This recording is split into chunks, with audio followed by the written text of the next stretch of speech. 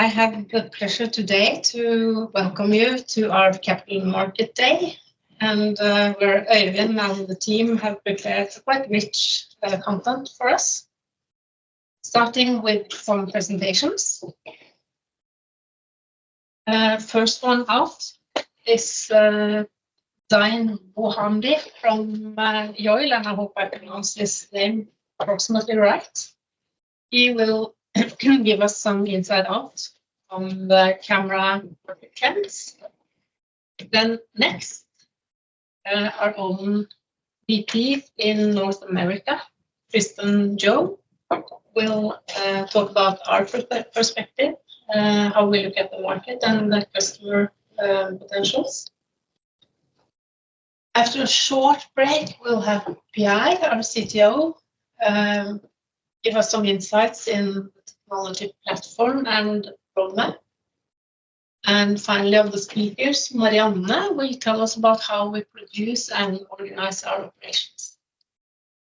Then we'll have them all together for a Q&A session, and I bet that there are no questions that cannot be answered. After that, it's time for demos, and for the most interested of you, you can have a tour in the lab with Lars Henriksen, who is said to be the brain behind the technology. Because PI refuses, it's not so good. So I don't know. But with that, I wish you a great day, and I give the word to Øyvind, who's the host of the day. Thank you, Greta.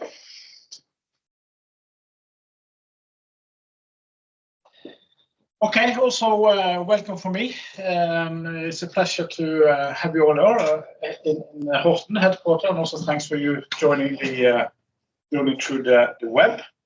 We are trying to kind of save cost and do Teams instead of an expensive webcast, so I hope that works. In the management team here today, as Greta mentioned, CTO Karin, Marianne Sander, COO, Alf Henning Bekkevik, CFO, and also the new CFO. Maybe you can stand up and show face, at least to those here. Joachim Bredal, he's the new CFO. We will meet him later today. And as from the board, as you see, Greta, and also Marianne Bø, where are you? Is also from the board here today. So we are very well represented. So I will go through a few slides before we let the main speakers enter the scene. It has been a long run. It has been extremely, how should I say, painful journey. From the early days innovation phase, which was not easy, but relatively short, to taking a product idea into a real commercial product, establishing manufacturing has been an extreme experience and costing us a lot of time and money.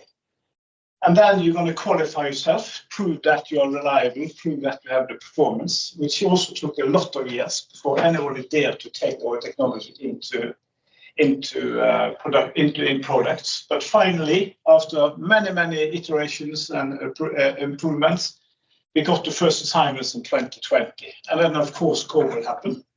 So if we hadn't had enough problems on this way, that was of course adding to the challenge. But since then we have been adding to our design win slides I will show later, and many have supported us throughout the years. Latest now, share issue, rights issue, where the existing investors have secured a robust financing for the company, which is super important for our customers, of course, and us. For those who are new, tunable optics is kind of our topic, and where we really work hard to be the best in class. 2005, as I mentioned, we are using our technology in many different market segments, and we hold a strong IP platform. We have 46 employees now, increasing a little bit. I think it's up from nine since Q1 last year. Headquartered in Horten, but we have people throughout many countries like Finland, France, Germany, China, Taiwan, US, UK, and the Philippines, listed since 2018. If you're going to say 4 things about T-Lens or our technology platform, extremely fast, can be realized very compact solution, constant field of view, no breathing, and takes a very low power consumption to drive the lens. As I mentioned in the beginning, we are using our technology in different market segments. We have defined 3 market segments, which is key. Consumer, represented by smartphone, wearable, accessories, etc. Of course, super important due to there is the volume today. We also more and more are focusing on AR, MR, which in a way you can say has a bright future, and also I would say where the innovation basically happens. Whereas in the consumer side, and specifically maybe the smartphone, it's all about cost reduction. You can see in the AR, MR space, you see that there are a lot of technology which is needed to be developed, is needed to be innovated to make that fly. So the innovation side, I would say, is very much stronger in that area. And many analysts, we believe that will be a key market in the coming years. But also our technology has application which is far away from that kind of segment, more low volume, higher price point markets, such as industrial, barcode, machine vision, and we are basically using the same products in those markets. So those are the 3 markets we are primarily focusing on. You can say that it's maybe too widespread. I think if you go back 10 years, it was mainly the consumer we were working on. But as we achieved a more mature product, as we achieved a more mature organization, we took the chance and we felt that we had the ability to also address some other market segments, being AR, MR, and industrial. I think AR, MR, it's important that we are there early.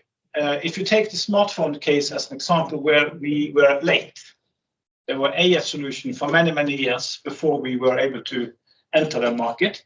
And then, of course, it's much more challenging to come in as challenging the incumbent technology.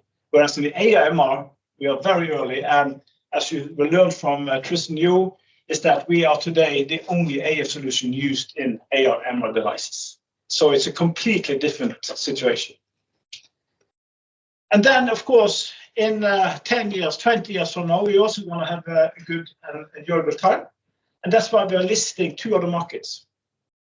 And that is automotive and healthcare. We strongly believe that those markets could represent a significant, non-trivial business opportunity, but it will not be correct for us to go all in there today. We don't have the resources to do that. But we have that in mind when when Pierre defines this roadmap, we have those markets in mind so that we are compatible when that market is ready. We are quite proud of this, and this starts to be quite crowded. We have 4 design wins in AR, MR. As you see in the middle top, 6 Elevision and Magic Leap, and the one unnamed customer we are used in the see-through camera. Then we have the consumer design wins, smartphone, watches, webcam.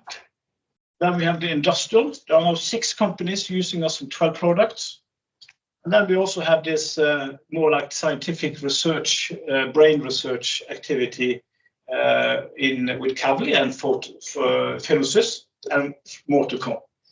So Tristan will talk more about that. So of course, having this slide to show when we're out selling to other customers is a big difference from when we were having a roadshow in 2020 and have no design wins. So it's a huge difference. Now people and companies trust us in a completely different level. We have references. We have shown that we can do. Marianne, you shipped 150K units in a few weeks to Meizu, which is kind of a proof of that we are reliable and ready to ramp.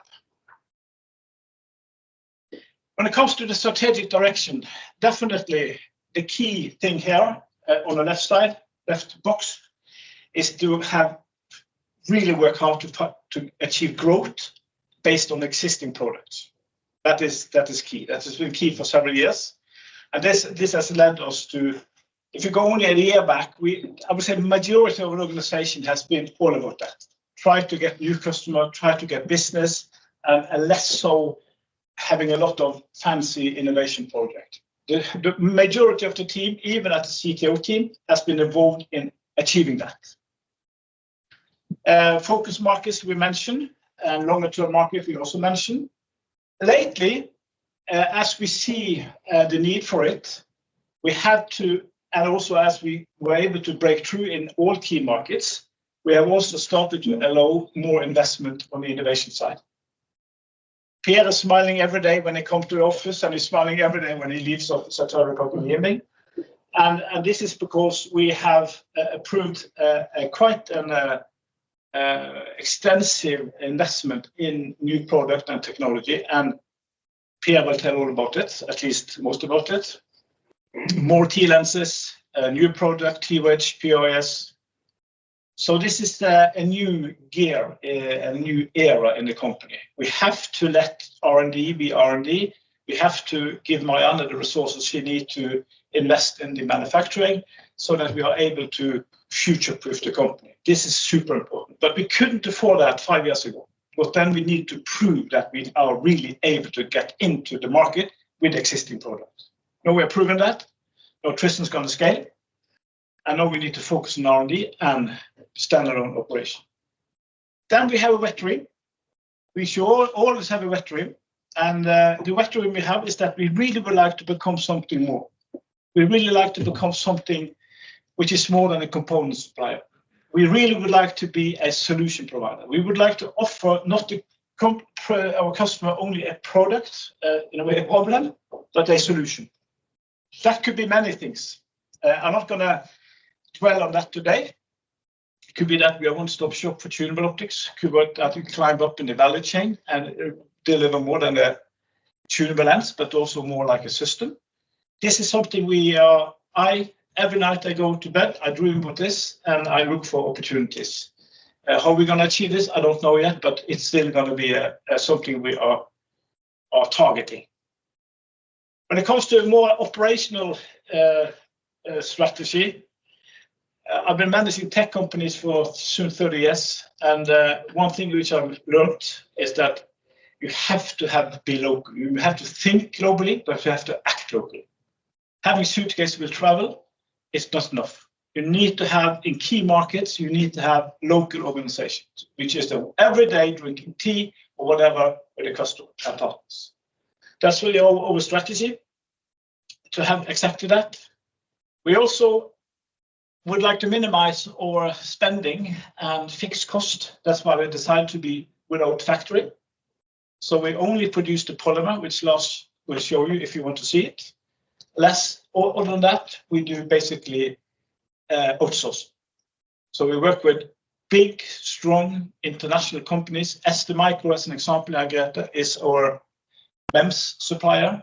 Tongsing in Taiwan/Philippines is our assembly partner. So we work with strong, solid partners. Without them, investing in poLight or capital we need in poLight will be something completely different. When it comes to operation, and Marianne will talk more about it, but also same for the operation side, where we have assembly activity, where we test our finally produced product, we need to have also specialists in place locally. And that's what Marianne is going to talk about. So with those introduction slides, I would ask our dear Tristan Joe to enter the scene. Sorry, no, it is actually not. I'm missing. Do we have him in? Team is in, so then we should just switch a little bit here. Okay, so just let me just know he is sitting somewhere long away from Norway. So he is seen, he will be kind of in the Teams meeting, and we will try to connect him onto that screen so that we can all see him. I cross fingers because this has been my sleepless nights, if this is going to work. Okay, so thank you for having me. It's a pleasure to be here. To introduce myself, I'm Zinbo Hamri. I'm the activity manager for imaging and display. I've been with Yole for more than 6 years, and I'm calling in from Tokyo, though I'm French, but I've been here for 3 years. I apologize in advance if sometimes my voice cuts off. I got tonsillitis yesterday, so it's a bit of a challenge. So as of today, to give you kind of food for thought and give a perspective from a third party on what's happening in terms of VR, AR, mostly displays, and then what's happening in compact camera modules, we're going to be having a very simple outline for today's presentation. So we spend 10 to 12 minutes per topic, first on AR and VR displays, and then on the compact camera modules and notably the actuators. So we're going to talk a little bit about market, but we're going to try to focus also on technology and applications, use cases, and so on.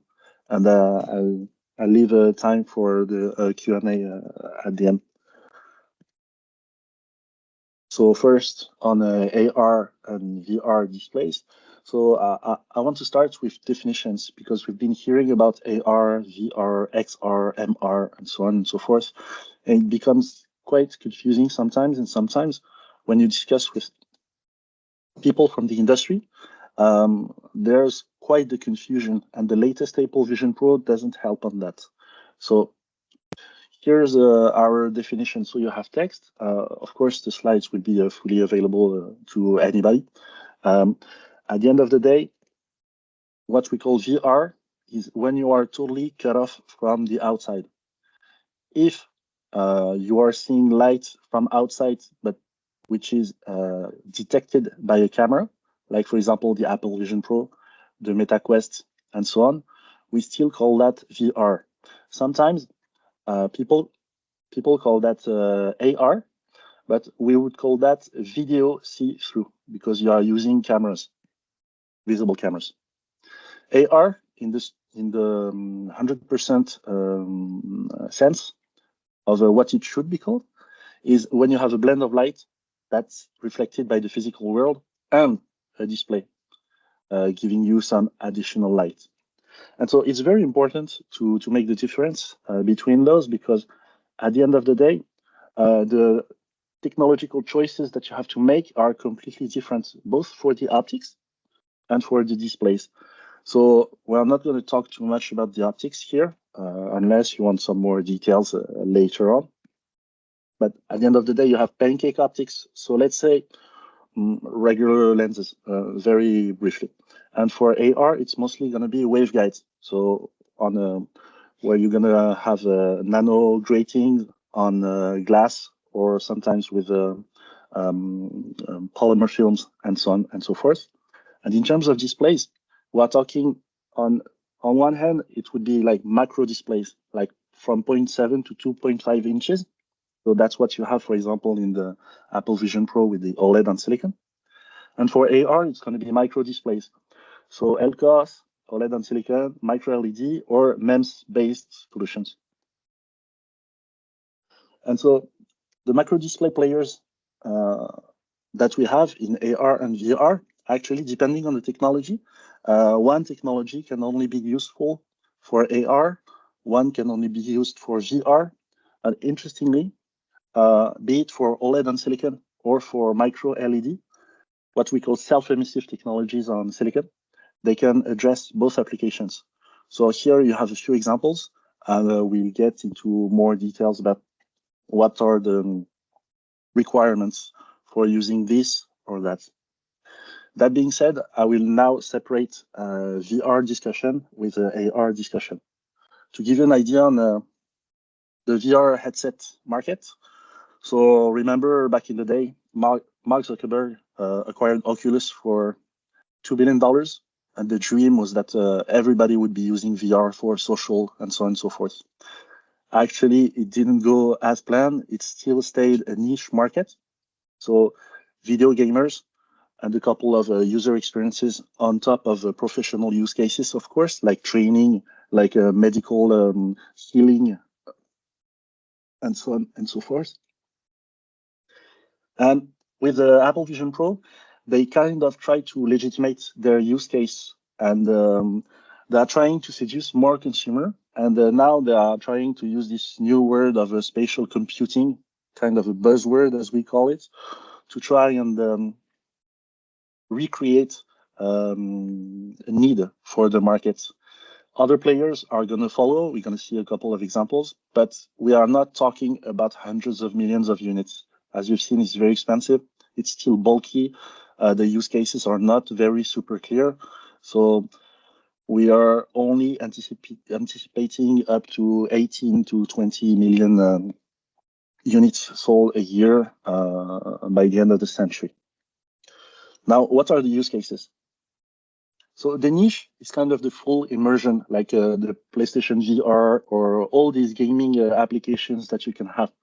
To try to expand their market, Sony is providing by this summer an adapter, for PC-based gamers to be able to use their headsets, because actually the attach rates that they have is not big, and it's much lower than what they had on the first version of the PSVR back in 2016.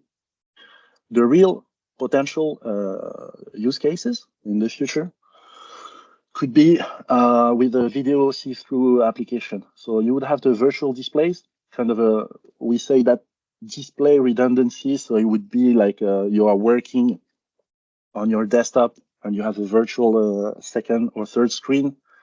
You could be using that to watch games and so on and so forth. And if you have enough computation, then you can imagine what had been promised by Microsoft with the first HoloLens. Here it would be video see-through, not really optical see-through like real AR, but to provide experience that cannot be done with a flat display. And it could potentially be a killer app. So who's working on that? So here you have the new major products and the big moves. So of course, Meta and Apple, they are very well known. But we are seeing more and more partnerships, including OEMs, display makers, and computing companies. Give you some examples here. Samsung, Google, and Qualcomm partnering together, Samsung acquiring Imagine, Sony and Siemens announcing also a collaboration. And on the other hand, for the creation of this new ecosystem, there's a lot of bubbling happening within China around the OLED on silicon story. So I won't get into details. I know it's written in the next slide, but actually I removed the slide because it would be a bit off topic regarding what you are working on. And so for the display technologies comparison, so you have the four main different ones here. So we say that LCD plus mini LED is gonna replace LCD. At the end of the day, not getting into too many details to spend more time on AR, but the OLED on silicon is more for the high end, because if you look at the Vision Pro, every display is $300. The entry level for the LCD and the mid level would be for mini LED. And this would be the penetration rate forecast that we anticipate. So OLED losing shares. It was dominating, but it's losing against mini LED, and OLED on silicon is gaining more and more shares with the high-end products like the Vision Pro. Now, if we come to AR, so optical see-through AR, we are very far from the promises that we had 10 years ago, 5 years ago about reaching the tens of millions of units by 2025. It was on the roadmaps, so I will not lie. In 2018, when I started studying the topic, it was on the roadmaps of every OEM, but actually the technology is not going as fast in terms of improvements as they would like. But on top of that, the main issue is around the bill of material, if you want to be able to address the consumer market. So we went through kind of what people in the industry call the AR winter. where things stagnated or even decreased. But now there seems to be some momentum coming up again, and it's mostly linked to AI, because one of the biggest issues is that you can have the best technology in the world. If you are not able to provide a use case, then nobody's gonna acquire your headset. And up until now, when I was asking to people, if I were to offer you an AR pair of glasses, what would you use them for? And very often it was kind of hard to get an answer from people. Now, with AI trying to enable new use cases, it can become the AR ally and trying to make us go out of the AR winter. And so the use cases could be for foreign speakers, deaf people, etc., etc. And Meta is extremely involved in that for both VR experiences and AR experiences. And so depending on the use case that you're gonna adopt, it's gonna construct an application continuum. So if you are a monocular, so the image only on one eye, you could imagine that with a very small field of view, you would only get some information like a smartwatch and so on and so forth. Of course, you would need to be a bit more than that. By adding a larger field of view and RGB capabilities, because this is one of the issues that we have today, we can come back to that later, you can get into the dream of spatial computing with real optical see-through AR. And so at the end of the day, if I were to sum up that, it would be about increasing the immersion. So in terms of penetration rates that we anticipate, so micro LED gaining some share, it's going to be a battle between LCOS and micro LED, we believe, at the end of the day. And then to comment a bit on what you may be looking at, so MEMS-based solutions. The issue we have with MEMS-based solutions like LBS, for example, it's not really DMD because DMD is too expensive, too big pixels and so on. But with LBS, so laser beam scanning, the issue is that we've been hearing about it for a long time. We still haven't seen a prototype yet, and not even a product, though we have those with LCOS, we have those with micro LED. And they kind of had a window of opportunity waiting for micro LED to be able to reach the markets, but it feels like they missed it. If you look at the story of the Laser Alliance, driven by ST, they were very, very vocal about the LBS is going to be the future and so on and so forth. But very recently, they renamed their alliance, and they are not talking so much about the LBS solution. So, of course, some players are still working on that. In Europe, notably, but it's yet to see a prototype around it. And so, if we look at the display and optics technology positioning for VR, for AR, I'll sum it up. For VR, OLED is losing its share, and OLED on silicon is trying to get into the high end. Of course, pancake optics have become the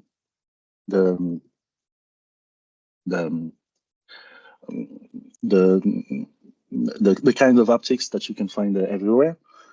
For AR, it's a bit more difficult. As I was saying, it's going to be a battle between LCOS and micro LED. MEMS trying to get in with LBS, and OLED on silicon only for niche. They are great for VR. They're not great for AR for many reasons. And for AR, we believe it's mostly going to be about diffractive optical elements. A little bit about HOE, so holographic elements, and reflective elements. But as I said, it was not the topic of today. So the takeaway would be the clear definitions of VR and AR. So all the light you see in VR is coming from the display. In AR, it's coming from real life, physically, and the display. And so if we try to position between market growth and market share, the different technologies for both VR and AR, this is what we could map. That being said, that concludes the first part. I'm 12 minutes or 13. Okay. And I will switch to status on the compact camera modules. So for that, just to, I'm sure it's clear, but I like to insist on the definitions. So this is a camera module. And so everything I'm showing you is coming from our reports. Mostly, we worked a bit for this presentation. So when we follow the camera module market, we follow, of course, the CMOS image sensor, the actuators, the lens sets, and the assembly. And so obviously this is complex and getting even more complex. And we follow that in every kind of application. So here you can see how we market that in mobile. So computing would be the tablets and the laptops. The consumer market, AR headsets, action cameras, and so on. Automotive for ADAS and so on. Endoscopy for medical, matrix card readers, and that's it. We are here talking about compact camera modules, well, not really the camera modules that you're using on the DSLRs and so on and so forth. So to give you an idea of what this represents, this is the forecast by market. So obviously, mobile and consumer is the biggest one. But if you look at the growth, most of the growth is coming from automotive markets. Because as you know, the smartphone market is kind of flat nowadays, and we are not really increasing the average number of cameras per phone that much as we were doing a few years ago, because now most of the innovation is coming from working around the optics, working around the actuators, and working around the AI computing processors that are dedicated to photography. So, and that's why I will talk a little bit about the automotive market also afterwards. So as you can see, the global market is expected to be 47 billion by 2028. And this is by market. I also want to show it by element. So obviously the image sensor is almost half of it. But as you can see, the biggest growth is coming from, in terms of compound growth, is coming from the actuator at 7%. This is where we are seeing lots of innovations and tentative approaches to try and make things different or better.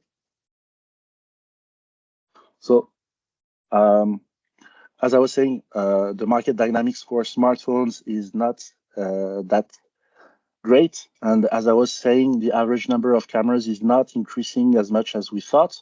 To give you an example, we were anticipating, so 4 years ago, we were anticipating by 2024 that the flagships would be using 5 different cameras on the rear, which did not happen because, as I was saying, the innovation is coming more from the optics, the actuators, and the computing that is around it.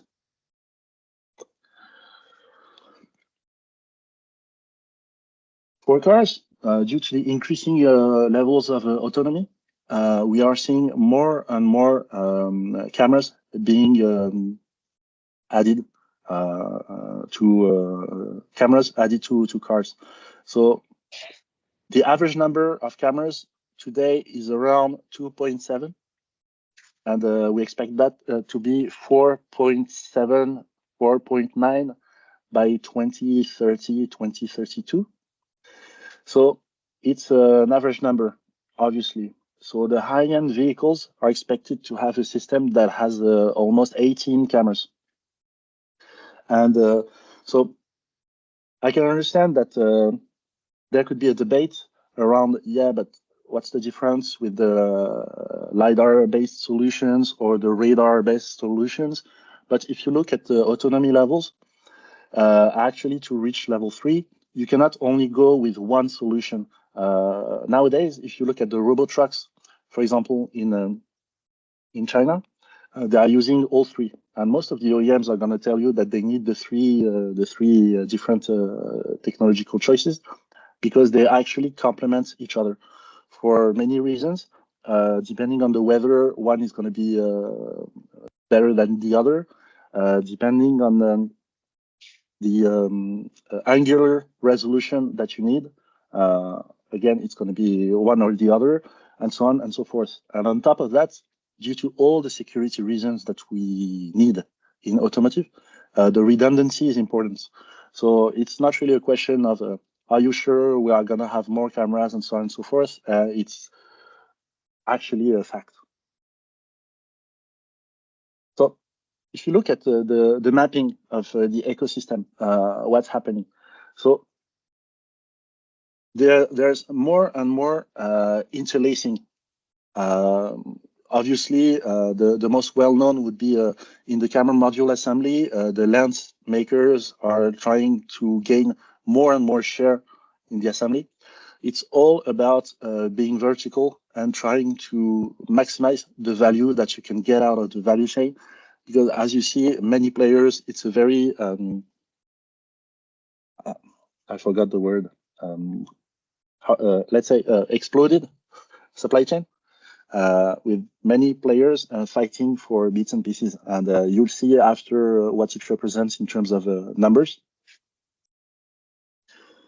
To give you an example here, so it's the camera module manufacturing market shares. So obviously, LG Innotek, due to its business in mobile, is getting the lion's share. But behind, you see that it's very, very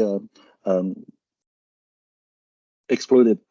Many players having 10 or less %. So you can also see that some players have taken a big hit between 21 and 22. It's mostly linked to mobile slowing down and the automotive activity that had been strong in 21 and that was less strong in 22 due to inventory reasons. And I also just put the one for the actuators. And so you can see here that Alps is the leader, but only by 4 points versus Mitsumi and 5, 6 versus Semco and TDK and so on. So many different actuator players also involved in that. And to finish just on the technology side, so to improve on compact camera modules, what do we see? So there are different approaches. Either you work on the image sensor, either you work on the optics and the actuators. And so here we try to map the if it could bring a significant progress or a status quo, or maybe something that would be worse. Obviously, so far, the cost is the most important part, especially considering the markets, the bigger markets that we talked about, so the consumer market, mobile and consumer, and the automotive markets. And so on the image sensor, the triple stack that we've started to see in the latest Sony sensor is improving the image quality a lot, but it's more expensive, obviously. You can go with a curved sensor solution, so that would allow to reduce the number of lenses that you would need. So to make a more compact camera module, maybe less expensive, maybe easier on the assembly and so on and so forth. There's obviously the liquid lens, tunable polymer, etc., that you are very familiar with. There's a lot of hype that started with the meta lenses, so passive meta surfaces. I have a slide about that afterwards, because it's actually kind of the new word and the new research that is being shouted at for a couple of years, and we will probably see the first product in a consumer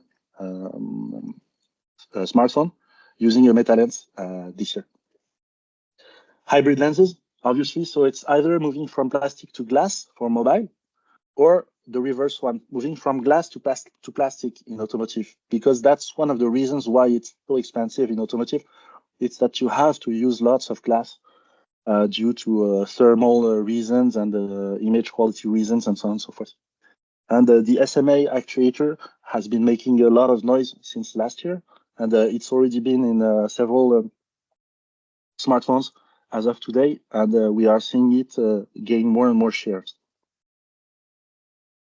So just a word on meta surfaces. So actually, you take a surface and you nano pattern it, and that way it can do things with light that you would only that you could only do by using several lenses in a stack.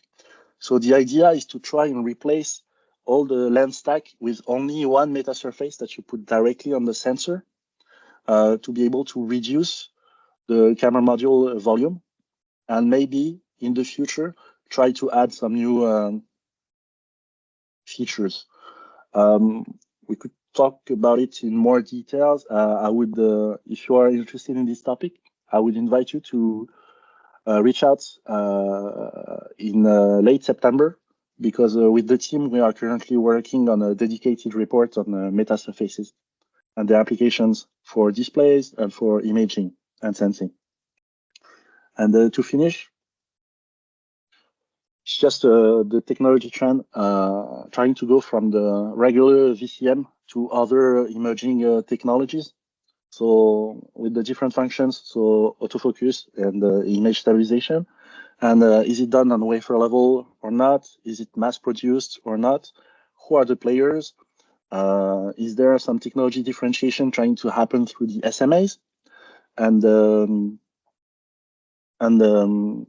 coloring is to show if it's available, mature, or a potential in the future. Of course, this is not exhaustive list of both technologies and companies, and that gives you a mapping of who's doing what and what would be the competition and so on and so forth. That being said, I believe it's been a bit more than 25 minutes. I don't know, Arne, Oyvind, if we can take questions or not, but I'm free if you want to have questions from the audience. Thank you for listening.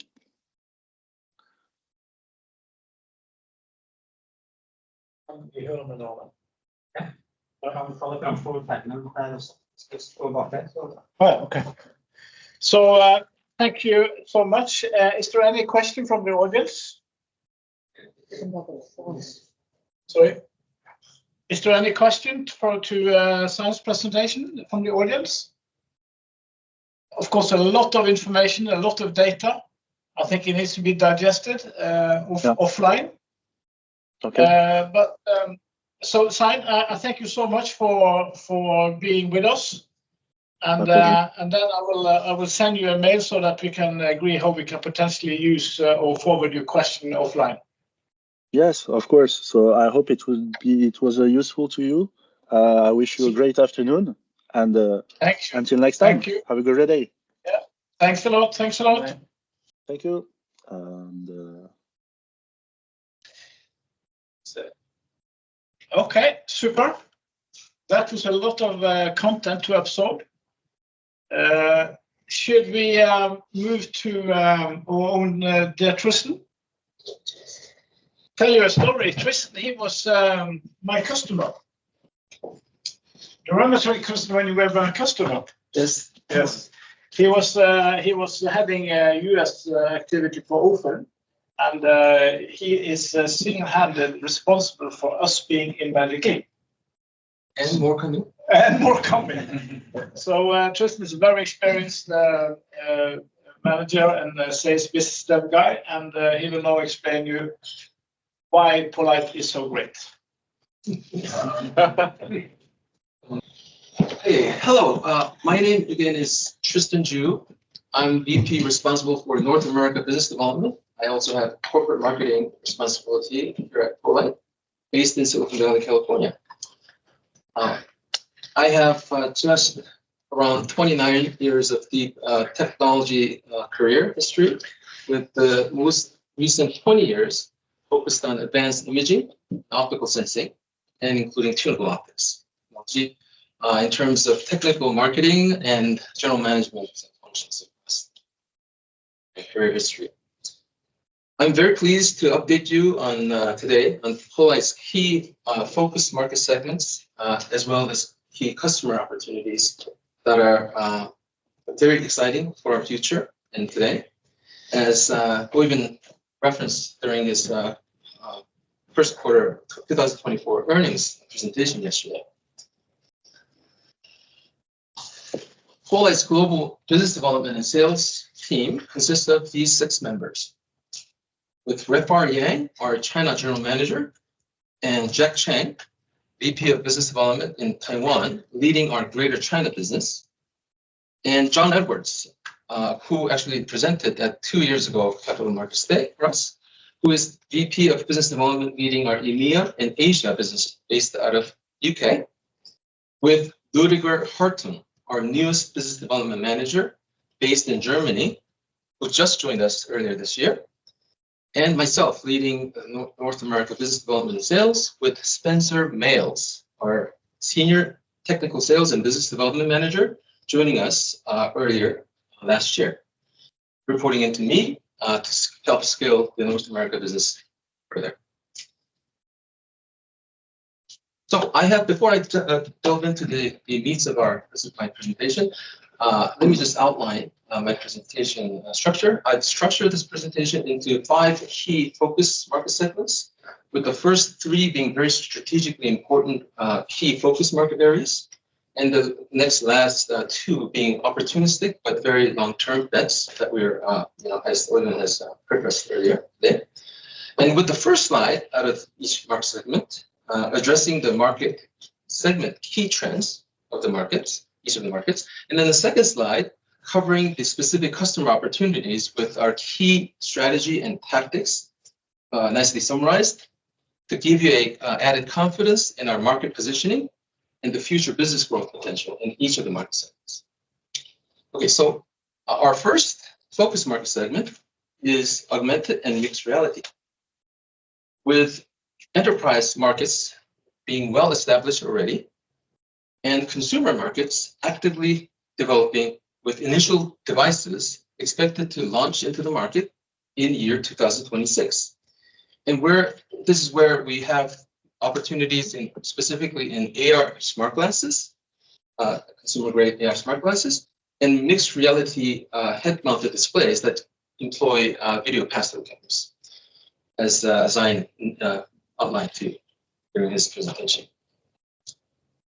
From the latest market research company's projections, the AR / MR VST devices shipment is expected to range between 21 million units by 2028, as reported by Yole Intelligence's recent April report here on the upper right, and out to even more than 35 million units, as projected by IDC in their recent March report, as you can see in the lower right, by year 2028, for which we see clear potential for designing in multiple poLight products in each of these devices.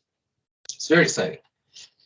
Apple's Vision Pro launch, with touting its spatial computing capabilities, is giving even more added confidence to the consumer market potential and developer sentiments, with US and Chinese OEMs heavily investing to lead the product development and market deployments worldwide.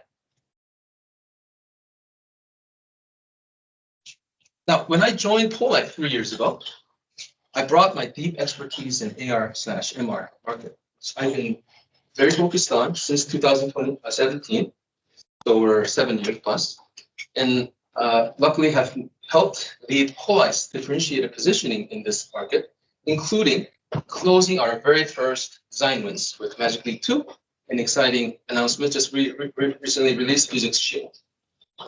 I'm very excited to report that our T-Lens AF technology has been dominating the initial AF camera market for AR/MR, as Oyvind mentioned earlier, as evidenced by our continuing and increasing 4 enterprise OEM customer design wins, and with multiple underlying consumer OEM POCs and design-in activities in active progress, advancing us to real end device engagements, with the first exciting potential production revenue materializing in 2026 onwards. with key T-Lens use cases, as noted here, as I present here, including things like fast focus image capture of any environment, regardless of the situation and ambient conditions, while replicating the true human eye experience, maintaining fast and constant field of view focusing, which is mission critical if you think about mixed reality video pass-through camera, because our cameras are literally replacing your eyes. Your life and experience bets on it. So it has to be really, really dialed in and replicating that true human eye experience, which we so are very good at delivering. As well as in-focus barcode and AI-based use cases like object recognition. I'm sure you'll ask us a lot of questions around this. At any distances or any context with very unique capabilities like all in focus that we uniquely are able to deliver in experience, that really does help differentiate that user experience even further. And lastly, but not least, focus tuning of laser projection AR microdisplays is also a unique T-Lens use case that we bring. Now, in terms of lastly, T-Lens competition in this AR/MR camera space, fixed focus being adopted in the initial smart glasses and mixed reality video pass-through cameras devices that we have been hearing all along is what we end up displacing and augmenting. Not at all the VCMs and liquid lens, competitors that you always hear about. When it comes to AF, we're the only game in town, as proven by so many customer testimonials. Now, also in AR/MR, our T-Wedge wobulator technology resolves show-stopping issues facing the microdisplay industry, namely resolution versus brightness versus size trade-offs. So if you increase the resolution, then your projector size becomes too large, your pixel becomes too small, the brightness goes down. So it's been a show-stopping issue. With this our T-Wedge wobulator technology being the only viable pixel shifting technology with no real competition identified so far. We're literally the only game in town. And we're inviting our competitors to challenge us. We have multiple customer POC projects making super good progress with T-Wedge wobulator development advancing nicely, which Pierre, our CTO, will go over in his roadmap presentation next. T-Wedge leverages the same ultra-small, fastest speed, and lowest power consumption advantages and proven architecture and assembly techniques from T-Lens, which really is a nice combination that enables our T-Wedge development quite nicely and enables these unique use cases like enhancing the perceived resolution of the displays into your human eyes by 4 times or greater, or removing artifacts like motion blur when you're moving around in microdisplays, or for correcting for dead pixels or non-uniform pixel problems plaguing the micro LED display industry today.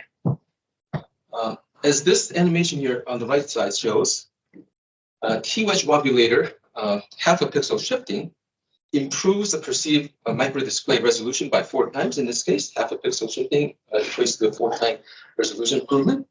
As you can see on the example green images on the lower left corner, the poLight slogan logo, which is VGA resolution image on the lower left side with T-Wedge turned off. When T-Wedge is turned on, becomes 4 times higher resolution on the right side, which is 1280 by 960, almost true HD, full HD, when T-Wedge is turned on, making things super smooth and nicely legible. Now, in AR and MR market, we have announced 4 major customer design wins to date. As you know, Magic Leap 2, Vuzix Shield in North America, which I led, LL Vision's Leon Pro out of China, which Rick Bar Yang led, and an unnamed customer, high-end mixed reality customer in Europe. Our regional strategy for AR/MR is to keep winning these top-tier OEMs for T-Lens AF in smart glasses and mixed reality videos, see-through camera, AF cameras. Moving these, you'll see here a long growing list of POCs into design-ins of actual projects, and to utilize our proven references across the AR/MR ecosystem that we're garnering with every single design-ins and POCs advancing, to more number of top consumer OEMs and partners to drive T-lens and select, not all, select T-wedge wobulator POCs at top consumer OEM customers and partners.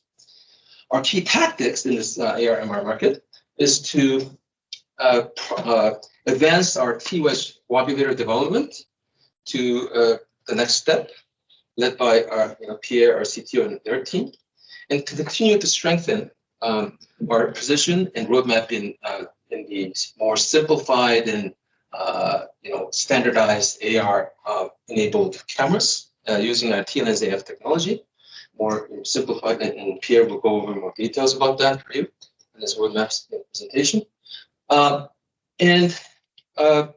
We really are focused in deepening and improving our AR/MR domain expertise that we are needing to acquire and grow even more.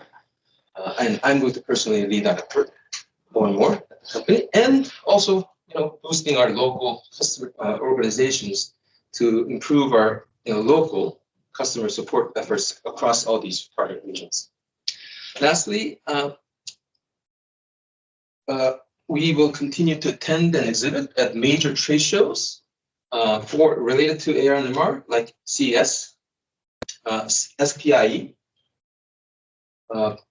SID Display Week, which I just participated back in May, and AWE Augmented World Expo, the industry's largest XR event, to further strengthen our positioning in this market and grow our business pipeline.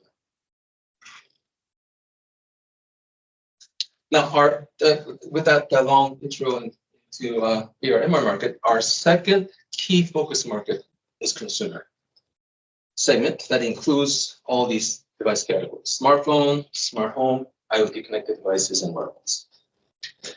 With the smartphone market continuing to stagnate at around 1.2 billion units per year, growing only about 3.5% compound annual growth rate till 2028. You can see the growth rate finally flattening, as per this IDC's latest report.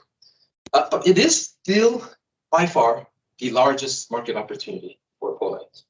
With selfie AF cameras being increasingly adopted and deployed in high-end Android phones, following the Apple iPhone 14 onwards, re-adopting it. Let me emphasize, re-adopting it. They used to have it, they got rid of it, and they re-adopted it, which is really fueling kind of this re-entry and reintroduction of selfie cameras with AF across Android ecosystem.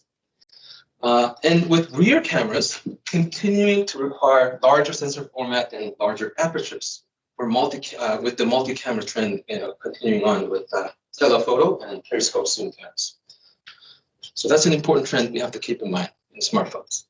And I will introduce you how we're going to address it in the next time. Smart home and IoT connected devices, including web conferencing devices, are adding more cameras with AF enabled in the high-end devices. And with wearables, what we mean by that is non-AR smart glasses, smart watches, sports or action cams, and earbuds. The unit shipment of which are already at approximately stating at 440 million units per year. Not a shabby market opportunity. And we cannot ignore this wearables market. Lastly, as you'll consistently hear throughout my presentation, AI enablement using cameras and voice fusion is a common trend across this market consumer segment, as well as other segments that we're looking at. In consumer, we are exploring higher volume T-lens opportunities.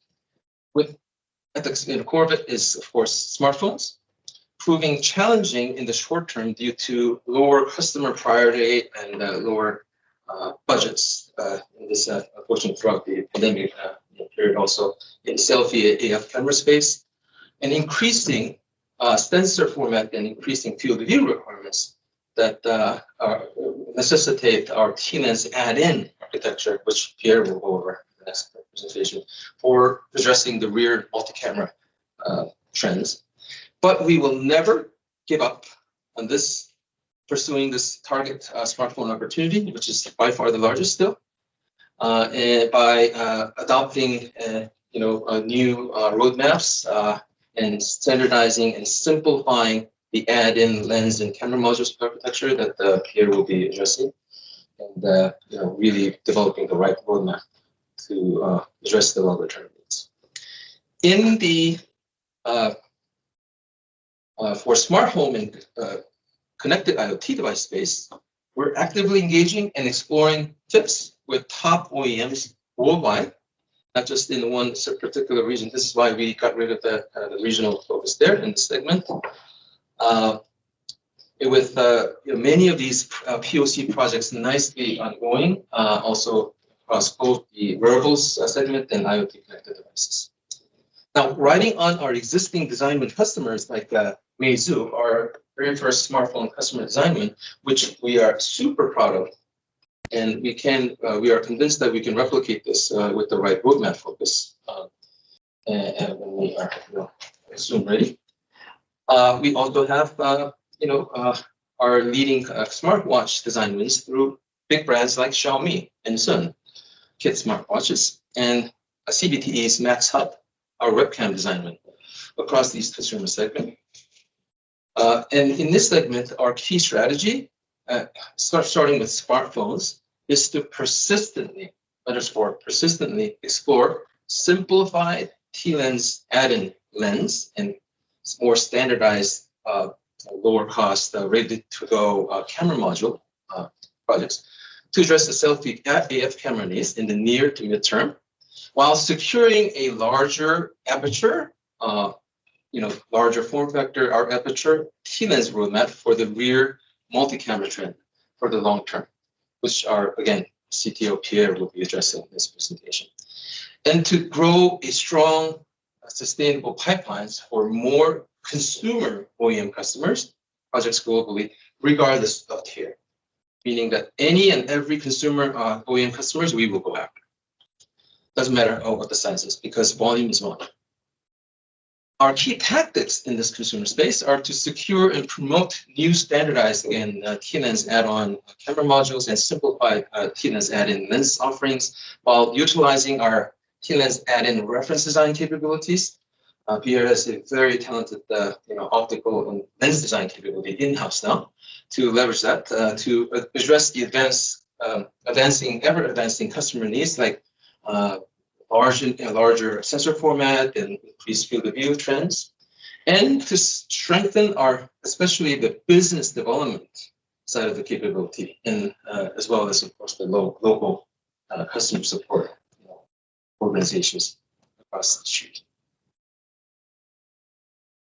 Now, moving on to our third key focus market, which is industrial, and namely for us, for poLight is barcode scanners and machine vision cameras, which offers a pretty steady growth with the TAM, total available market, reaching almost $7.8 billion in 2029 in around 5 years' time, with high-performing cameras and scanners being needed for the continuing Industry 4.0 trend, while Edge AI and automation trend keeps on driving the increasing demand for camera-based machine vision and advanced sensing applications. So one thing very, very unique about this, before I go into that, the Edge AI and automation trend that is really driving this need, again, underscores the unique trend that we're reading across all of the market segments, that AI and we can explore this your questions further during the Q&A, is actually necessitating technology like T-lens more than displacing our technology. I will explain that to you in the Q&A. But the one thing that is very unique about this industrial market, is that it's highly fragmented, with more than 10 camera and scan engine makers vying for market share. And then lastly, what's so attractive about this particular market is that its customer product life cycles are fairly long. So once we're designed in, we stay there for many, many years. And it's being less cost sensitive than, let's say, the high volume consumer space. So it's a very good revenue opportunity and margin opportunity for us. Okay, and in terms of we have continued success in the industrial barcode scanners and select machine vision, and we're getting good traction with these machine vision cameras, leveraging the same strong T-lens competitive advantages in speed, size, cost, in particular in cost in the space, because we're competing against the lens guys, and unique differentiations that our technology brings, like all-in-focus image capture capabilities. As Oyvind mentioned during his Q1 2024 presentation yesterday, we have 6 OEM customers already using T-lens in their 11 commercially available products today, and increasing. Our competitors, again, are liquid lens guys on the high-end side, and some from limited, some from PCM on the lower-end devices. Our key strategy in industrial is to break into more and more top-tier OEM customers, specifically in high-volume portable handheld barcode scanners, not the sophisticated, super expensive these machine vision camera systems, but those portable handhelds, which our competitive advantages are valued the most across the board. It makes sense. And to secure system-level solutions to bridge the key technology gaps that we are recognizing. Tactically speaking, we'll continue to explore T-lens fits into some select machine vision projects, again, more select or simplified architectures at top industrial OEM customers, and to strengthen our customer relationships. We do need to improve on deepening our customer relationship in this space, as I see it, and local customer support capabilities while attending and exhibiting at these major industrial trade shows like NRF, which is a National Retail Federation in the US, Optics Fair out of China, and Vision conferences in Germany, others. Our fourth key market segment and opportunistic market for long term, as I mentioned, is healthcare, which is strategically still important longer term, given the global medical camera market that you see. We didn't pictorially show you a diagram, but it's $6.4 billion total addressable market size by year 2033, at a 7.5% growth rate, which is quite a nice market size opportunity, which is sizable and expanding in terms of demands. Especially in this whole healthcare segment, we like to highlight is the neuroscientific miniscopes that require really tiny. If you think about these miniscopes, like the Kavli Mini 2P brain monitoring miniscopes, require tiny form factor yet high optical power range to really zoom in to the brain. These are, we're expanding this. We're seeing expanded demands consistently from many universities and labs, and lately expanding into commercial OEMs.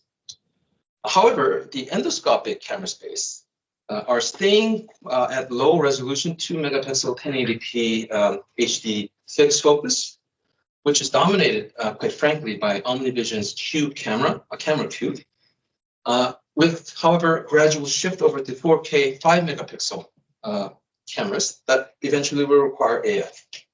But however, in only a few years. So this is why we have to bet longer term in this endoscopic camera set.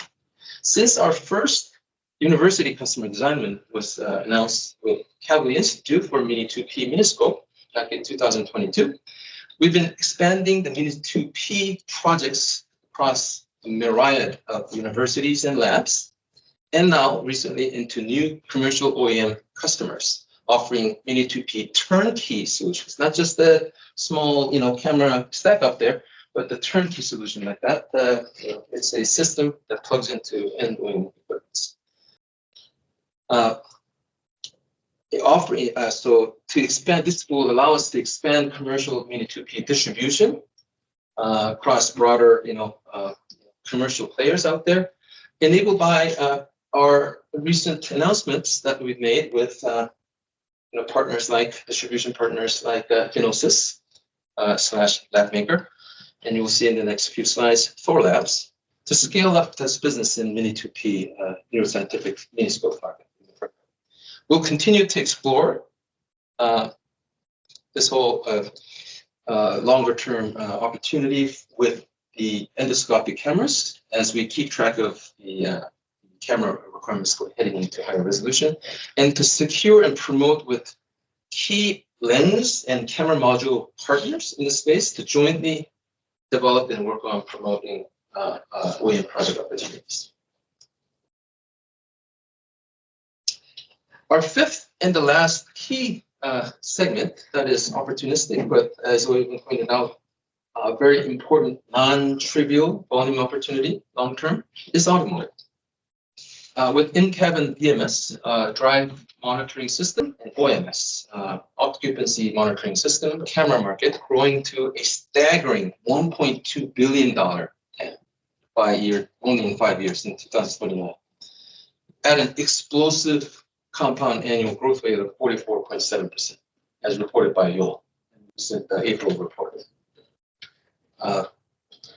Thanks to, this is all driven by, again, the AI-enabled autonomous and ADAS driving mandate across European regions and North America to enable more camera adoption, intelligent camera adoption rate in future cars.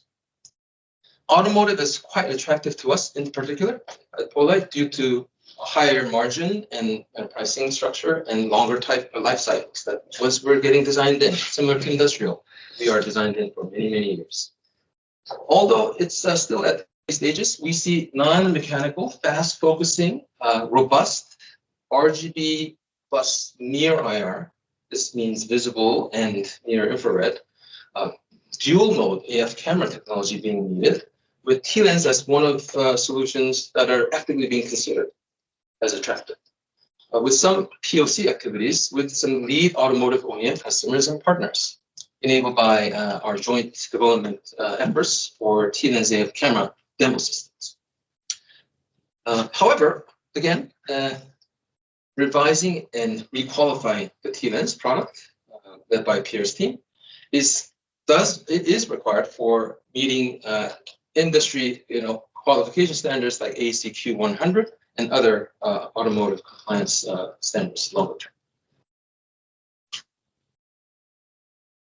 Now, in order to maximize our market reach and revenue potential near term, poLight has also been establishing distribution channel with dedicated distributors like Edom, who's covering for us in Taiwan and China and South Korea, and our newest distributor, Micron, out of Japan, who's covering the Japan region. We've also recently announced that Thorlabs has launched their T-Lens-based laser projection optical cage products with all flavors of our T-Lens product portfolio, as well as we didn't totally show here Thorlabs and Phenosis that I presented earlier. Those two distribution partners who is developing and distributing Mini2P based miniscope turnkey solutions across the commercially viable OEM partners and customers. So that's really exciting. Now we are moving from universities and labs over to commercial OEMs, big name OEMs whose deployments using Thorlabs and Phenosis turnkey solutions. In addition, we're in active discussions with some major global semiconductor distribution channel partners. Well, we can't name them yet, potentially to be announced in the second half of this year. Lastly, poLight will continue to attend and exhibit at key industry trade shows to further boost our branding, our leadership position in tunable optics, and identify new customers and partners more effectively. We have very successfully completed our first ever trade show exhibition at SPIE's Photonics West 2024 back in January in San Francisco, which Pierre and I was there. Here's a picture of our actual booth, very first industry trade show booth at Photonics West, and what will be what you see as some of the TLens camera modules and our samples demonstrated there, which I will be actually personally guiding you through after the event. Right outside the auditorium is a replica of the setup with all of our key customer devices and our latest and greatest products and evaluation kits, which I'm happy to demonstrate for you. Now at the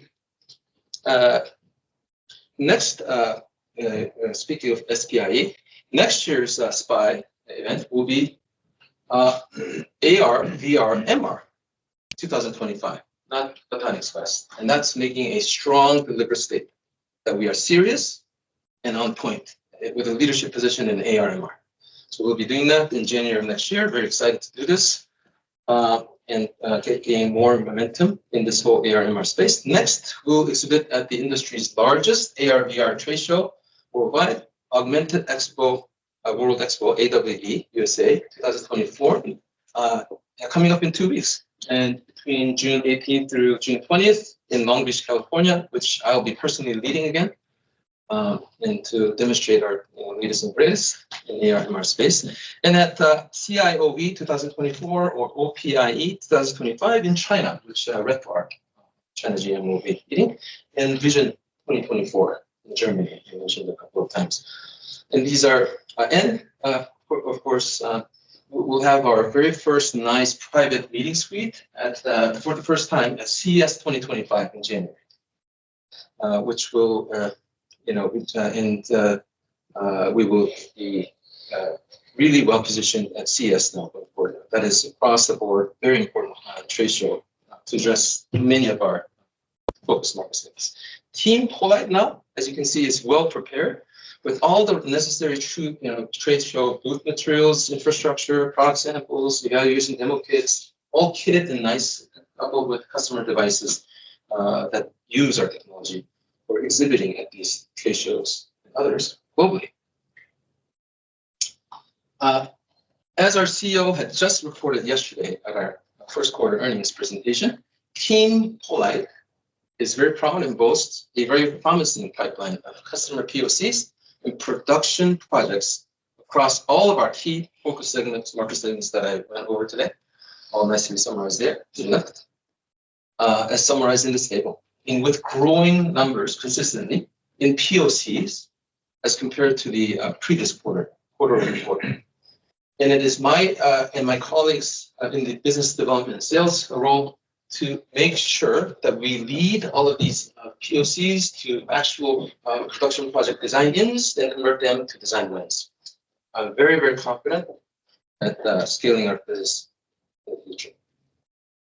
In summary, I'm very, very excited to again summarize where poLight is standing today. That we're very well positioned with product offerings in all of the key focus market areas that we are going after today. With that these market segments provide significant or growing demands with AI enablements and necessitating more and more AF cameras, advanced cameras. In particular, T-Lens products and solutions for cameras and T-Wedge wobulator technology for AR micro displays are unquestionably the best position in the AR market, period, with unique differentiations and potential consumer production revenues materializing in 2026 onwards. To better address the future customer needs, poLight is also securing new product roadmap, system-level solutions, local support organizations, and business development capabilities worldwide, which will further strengthen our brand and position in all of our target focus markets. Lastly, a healthy growing pipeline of customer POCs and production project opportunities across these top target focus market areas that I went over with you today will allow us to build the momentum to scale our revenue and fuel a very sustainable business growth long term. Thank you very much for your time.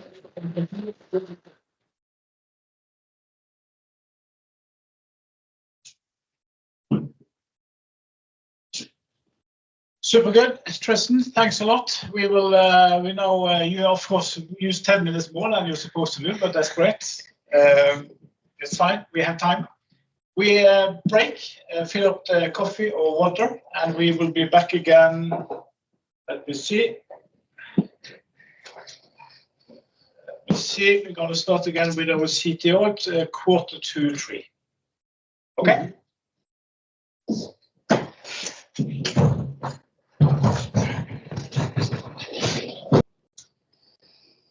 Okay. Hope you enjoyed the break. We're going to continue, and next on the agenda is technology platform and roadmap with our CTO, Pierre Crane. He's from Belgium. He's commuting to Norway and Asia and US all over the world.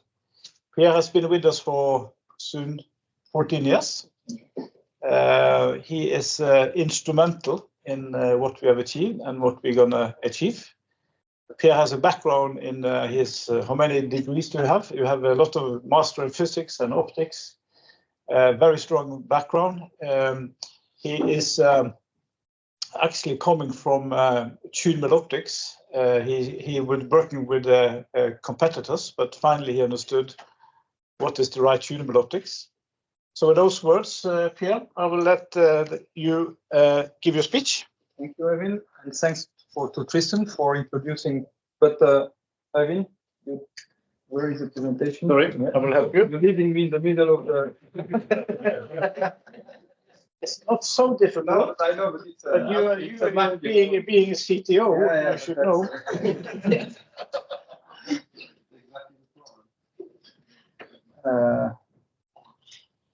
Voila. Thanks. Yes. So, and thanks, Tristan, for the fantastic opportunity that we have in front of us. R&D team is, of course, very dedicated to make that happen. And before diving into the technology and what we're working on today and in the future, I would like to just remind you what is all about the platform and the tunable optics technology and platform of poLight. Then I will give you a quick update on the IP status and strategy. And then we'll dive a little bit more into the AF and the TLens product and roadmap for activities of what we do for simplifying, enhancing, improving our readiness to address those different markets. Then we will talk about bigger TLens because that's relatively important to develop those solutions also for the market that we are addressing. To finish with that new functionality that we have developed, not totally new, but at least we have put a nice name on it, which is a T-Wedge.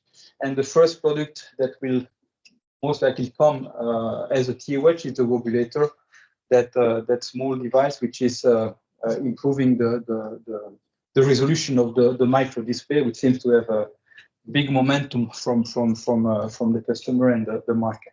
To finish with a quick summary of where we believe we are. So, just as a reminder for the new people which are on board, what is the technology platform of poLight? So it's conceptually relatively simple. It's a piece of deformable optical material which is sandwiched between two optical components, relatively high quality optical component. Sometimes you could deform that one of the optical component, that's the top part of that animation, that's creating the focusing. The contracting of the actuators is bending the membrane, the optical component, and creating focusing thanks to the polymer following the shape. Or you can also introduce some tip tilt and motion on the back, the lower side of the animation there to create a wedge which will deviate the beam and And with those type of application, we can create the wobulator that we will discuss a bit more in details later on. So today we have the T-lens, autofocus. We have the T-wedge, which could be, it's a new family of product, I feel. The first one will be the wobulator and the micro display resolution improvement, but it could also be further developed to do optical image stabilization in different manner. It could also be combined as on the animation that will come as a, I would say, third step when the OIS and the wobulator will have been proven to work and put on the market. We could potentially also offer a solution where we combine focusing and image stabilization or beam steering. Another thing that we started to contemplate also, but it's only paperwork and nothing more than that, but we're of course working on that, is the cylindrical lens and tunable cylindrical lens that could also potentially have some application in AR, VR market for correcting basically some eye weaknesses that most of us has in a way. We have some astigmatism very often, especially when we're getting older.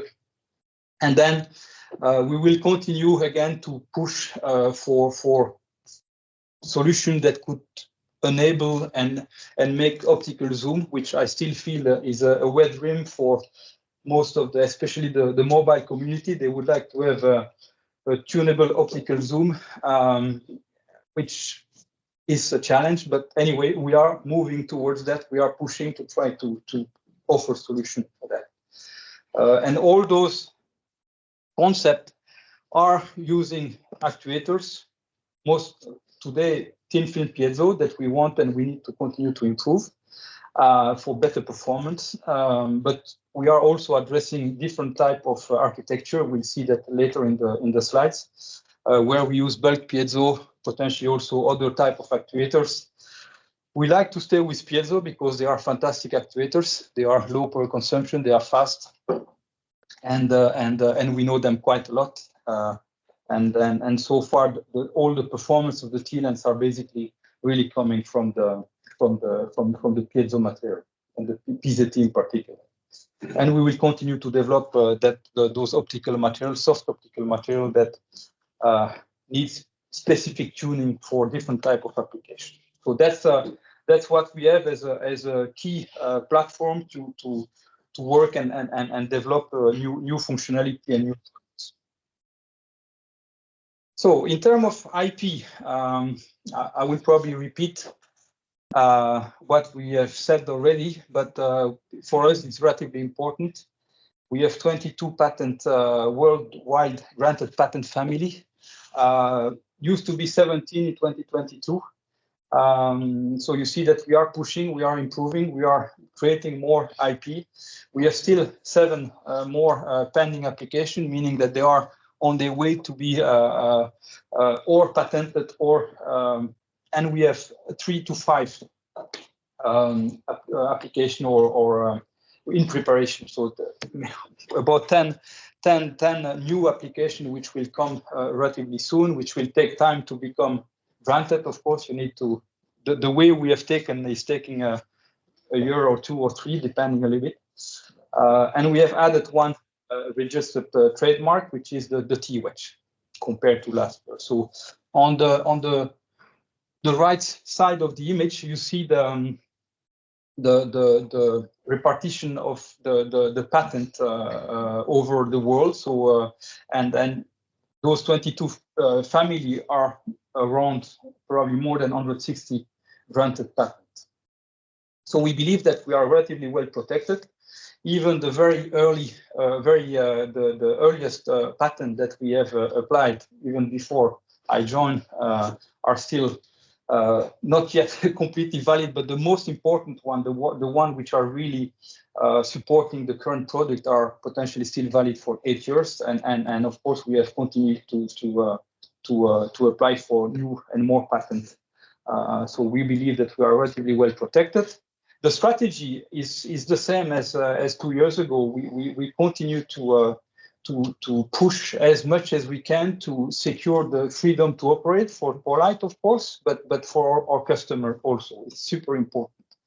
So there are 3 ways to do that.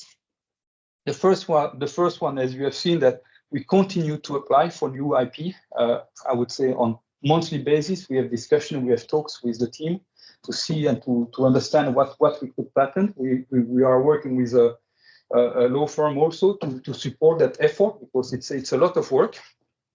Then the trade secret are something that we are very important. It's also very important to keep in mind. Everything which is very detailed oriented and related to processes, we would like to keep it as a trade secret, because if you make an IP, you disclose everything. So that's a kind of deal that we do when we get an IP and granted. You need to open as much as you can to help the others to potentially reproduce, even though they don't have the right to reproduce, but still you open it for what you do, and that's why trade secret is also quite a nice way to preserve and protect poLight. And then we do through all those activities and participation to the conference, and we do defensive application. So meaning that we are publishing information that we believe are not super important from the IP strategic point of view for poLight, but still are important to secure the freedom to operate for our customers, for example. So this is exactly the same strategy that we have been using a couple of years ago already, and for many years at the end of the day. So that's the status of the IP. So still growing. So now we can talk about the TLens and what are we doing for helping and supporting the future business. So quick reminder again, TLens, that was the top part of the first animation. The TLens is again polymer sandwiched between 2 optical component, and the top one is the MEMS. So we should call it MOEMS, but it's a silicon frame on which we have attached a glass membrane, and on top of which all the layers, electrodes and the piezo has been deposited. And by applying voltage, you're contracting and bending the membrane, which is shaping the polymer and creating the focusing. So this is the TLens. And in the last years, we have, of course, created that add-in design, reference design, which is in Meizu now. So we should be quite proud of that. That was the first add-in design which has reached the market. So we have designed around the TLens. We have also generated those stack lens solution for the Mini 2P solution, which basically enable to get more optical power by stacking. Like if you put resistance in series, you can create more focusing range.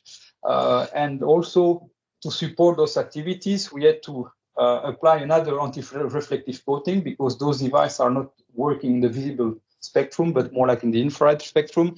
And we have developed processes to apply coatings on the TLens also to address those type of niche market applications. So we can deposit enhance arc anti-reflective coating for visible, but also for near infrared, for far infrared, for near infrared and visible. So we have a multiple solution there that are important sometimes for some application. Then the curved back window. This is something that we have proven a long time ago. This is still on the key brick technology to be used in the future, but so far I will explain you why we don't push too much on that, but that could be of course the next step. And we have also proven that we could implement filtering function in the TLens, because the back window is a flat window, so you can put more optical functionality there. That's ready to go also. It's ready. We just need to wait for the opportunity and wait for customer interested in that kind of solution. So the future, of course, is that big useful aperture that we talked about and that Tristan mentioned. And again, we need to work on all those actuators and material for the future. So a slide that I've been using 2 years ago, same thing, nothing has changed. At that time, we were still claiming that add-on will be there for some time, and it was really important to continue to push and sell those products. But we see more and more that add-in TLens is becoming super important. It is important. It has been important to get the first design win for the mobile, but it's also important for AR, VR, MR. So that we are really now focusing on that, because the first experience that we have had with the Meizu phone has demonstrated that there are not many companies that can implement add-in TLens solution. So we need to continue to because it's I would say not complex, but it's new, and the TLens is coming with its own not limitation, but requirement to make a good integration. So what we are now trying to really do based on that experience is to simplify the solution around the TLens, which will enable easier use, faster adaptation by many other lens maker and more lens makers. So we're going to focus on that for this year, in the coming year, I believe. And as soon as that will be more widely accepted, then we're going to be able to implement the next level of, I would say, advanced integration, where we start to put curved back window in the TLens. Curved back window will come with more sensitivity around the decentering, for example, and then we will also move to the next step after the step of implementing the back curve window, which is coming with new freedom for making the design more compact, better quality. It's one more degree of freedom to optimize the lens system, and then move to the next level, where the ultimate goal that we hopefully we will achieve one day is to have a real lens, tunable lens with a lot of optical power, but tunable. So that would be the really super top solution that we would like to push for, but that will take time, of course. So the first short-term focus that we have been and we're working currently on is to come with a solution to integrate the existing product, the TLens Silver and Silver Premium, in a more easier manner on the add-in TLens concept. So we're working on 3 different concepts of plastic package around the TLens, which are 2 of them are based on LDS, so laser direct structuring. That process is becoming more and more mature, still not fully up to high volume scale, but still it's coming, and we believe that technology is enabling us to have a very versatile solution. So you can take that TLens package and put it in a system and connect it from anywhere. So bottom, top, side, which is sometimes today a delicate issue, because it's limiting the degree of freedom, because the connection of the TLens needs to come from the top in a way somehow here. But with that package, we could do any and I will show you some examples how to use that.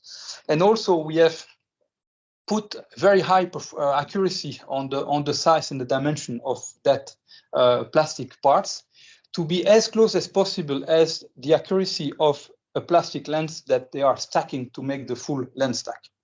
So that's super important, even though the TLens doesn't need to be the concentricity and the alignment of the TLens itself doesn't need to be super accurate, but still it's good to have those data to make the things easy, so that people will integrate the TLens as a plastic lens in the lens stack. The last one is the third one, of the solution with the metal sheet. This is more like a proof of concept that we want to keep moving in case of the LDS doesn't come with the right performance and the right cost, even though we believe that it will come, but it's just a kind of pure R&D activities that we still want to investigate. The 2 differences between the 2 packages there is that one has been, you don't see that by very easily, but one has been optimized in terms of in-plane dimension, XY, so very small diameter, as small as possible, but a little bit thicker, because we need to put some material to make the plastic frame rigid enough. The middle one is only, it's basically a super thin solution, the thinnest solution that you can go, but the consequence is that the the package is a little bit wider and bigger. So depending on the designs that we need to fit in, one or the other will fit. So that's why we're trying to also propose solution which will make things easier in a way, depending on the lens design.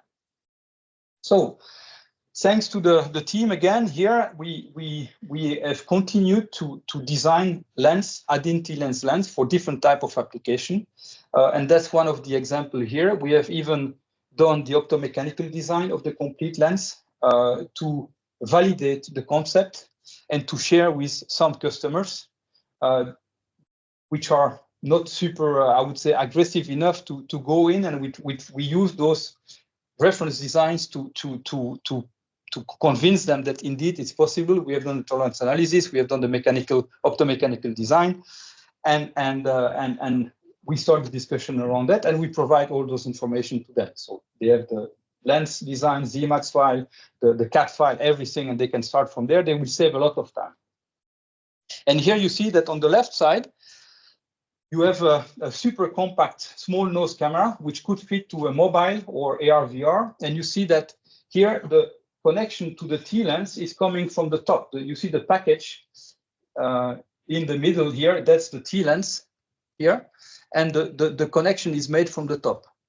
Another lens design that we have been working on for the back cam, which is a wide field of view, relatively big sensor, is that the T-lens is just sitting in between the two lens stack. You have two lenses at the front and 4 lenses at the back. And here you see that the connection to the T-lens is made from the side. Different designs.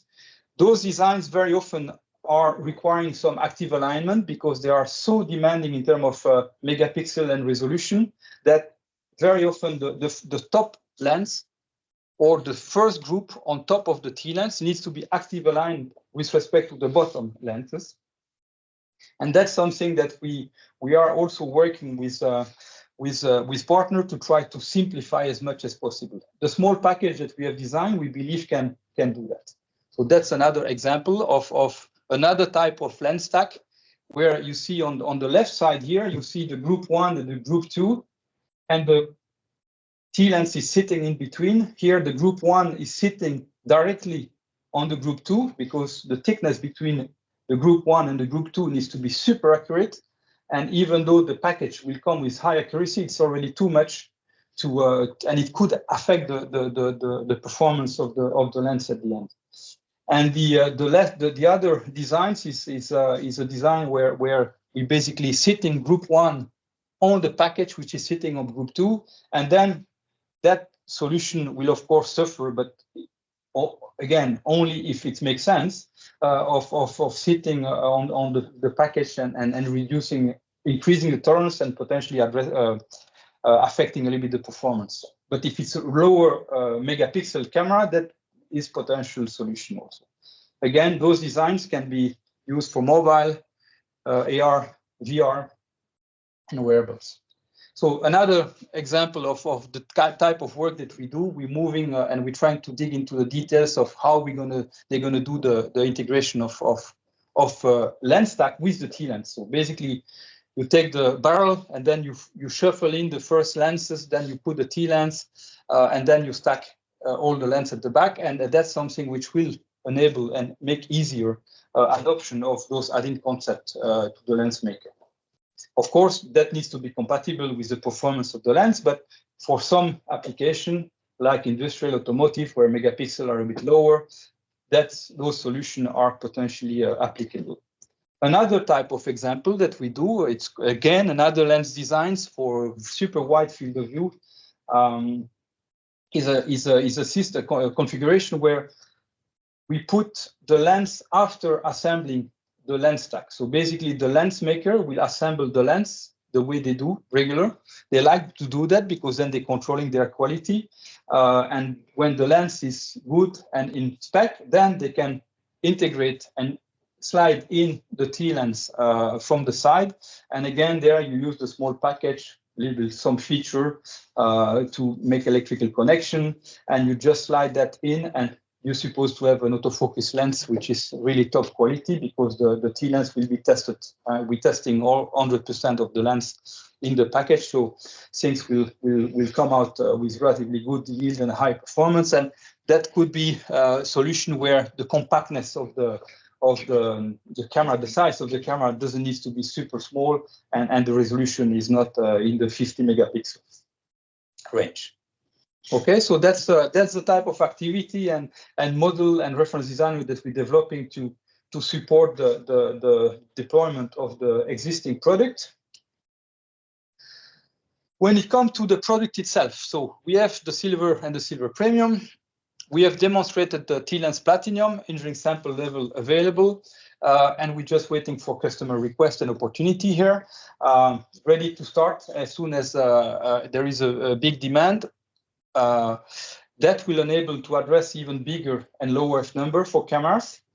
Then we have the even bigger aperture T-Lens, which we call Diamond T-Lens, which we have decided today to develop on a completely different architecture, and I will describe it a little bit more later on, but it's again the same concept, membranes, polymer in between. And then we have that little T-Lens Micro that I like a lot because that will be based on the same MEMS architecture, which also is basically, I will not say ready to go, but which we are waiting for a real demand. And we start to feel and see some demands for consumer market where they want to really miniaturize the camera as much as possible, and that those small T-Lens could be a solution for those, because then VCMs will have hard time to fit in the box also.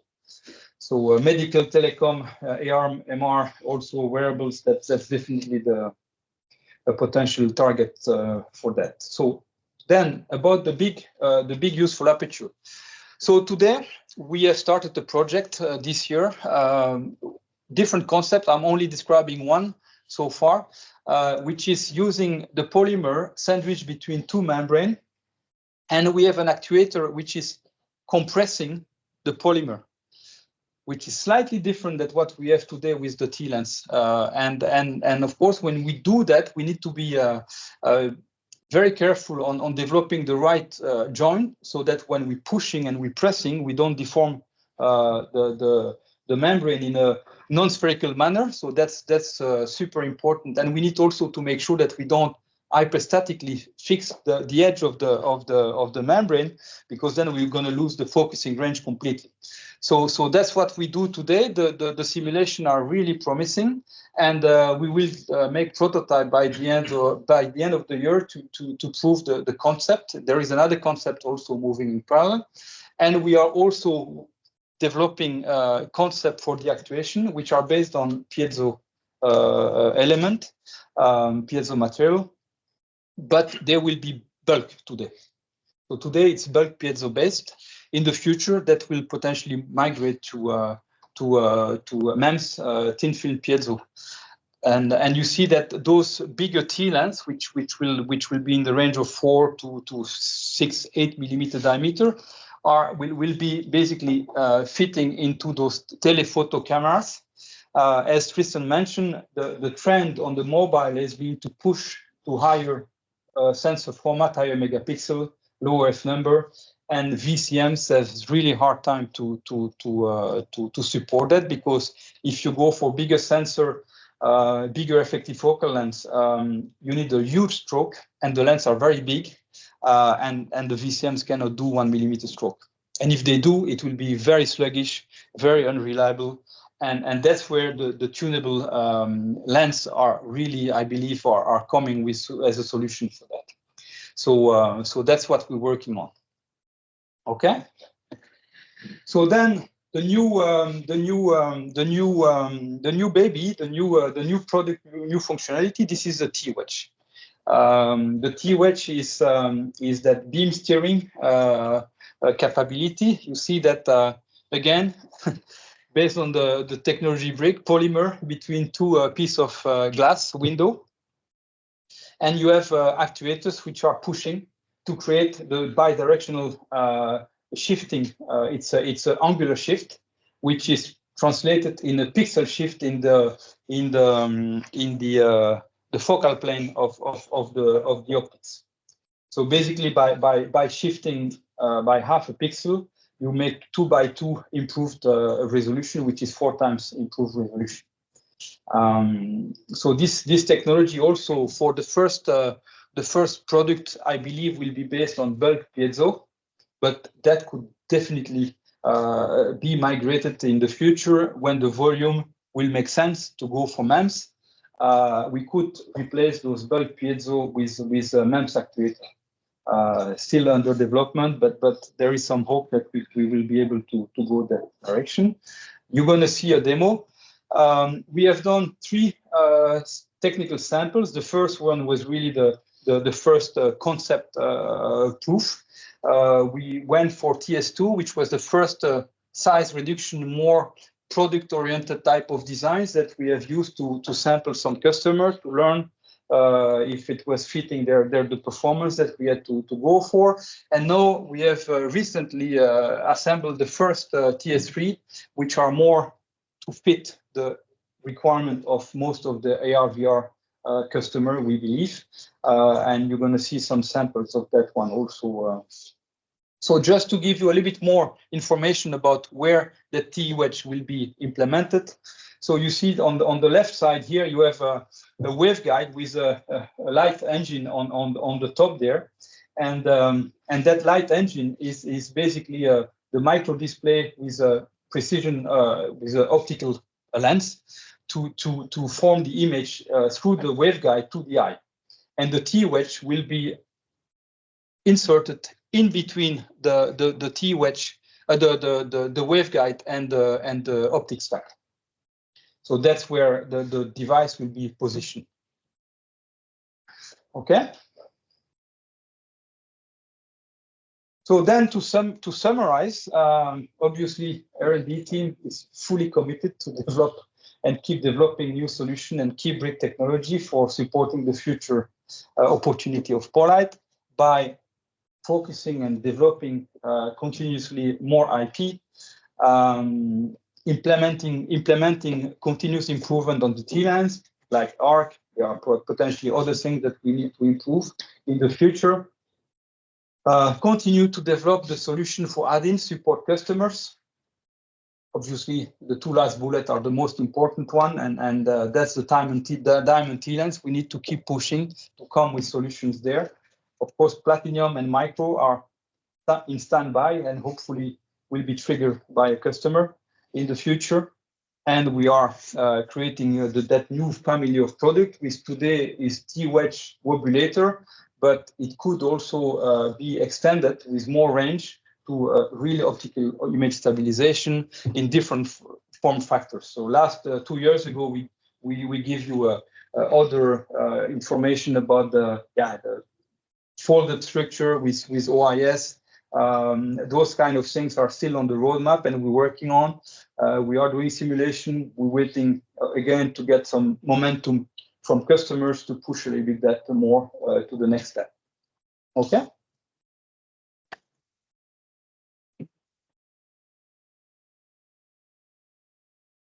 Thank you, Pierre, for a fantastic presentation. Then next is Marianne. Marianne is COO. Marianne has been working with me for 21 years. Soon 22. Soon 22, can you imagine? And in 3 different companies. She has been always managing kind of the operational setup and manufacturing. So Marianne, we're looking forward to your presentation. I think maybe this is gonna give you a little bit more like easy to understand. It's not that it's easy, but it's the way she presented will come across as an easy catch. Enjoy, Marianne. Do you want me to help you to?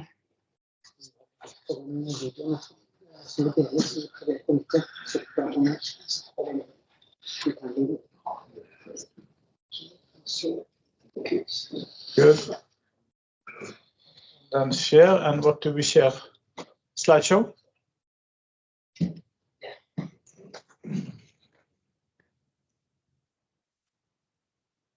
Okay, are we good? Can you check if the sound gets through on it? Good, good. You have the sound? Is the sound on? Yeah, okay. Anna? The floor is yours, Mana. Thank you very much, again, for the kind introduction. I'm very proud to present the operational setup of poLight. Yeah. It's my mic. Så. Nu kan du bara bruka pilen. Yeah. All right. As Øyvind said, poLight, we are a fabless company, except of the polymer. We decided to maintain polymer in-house.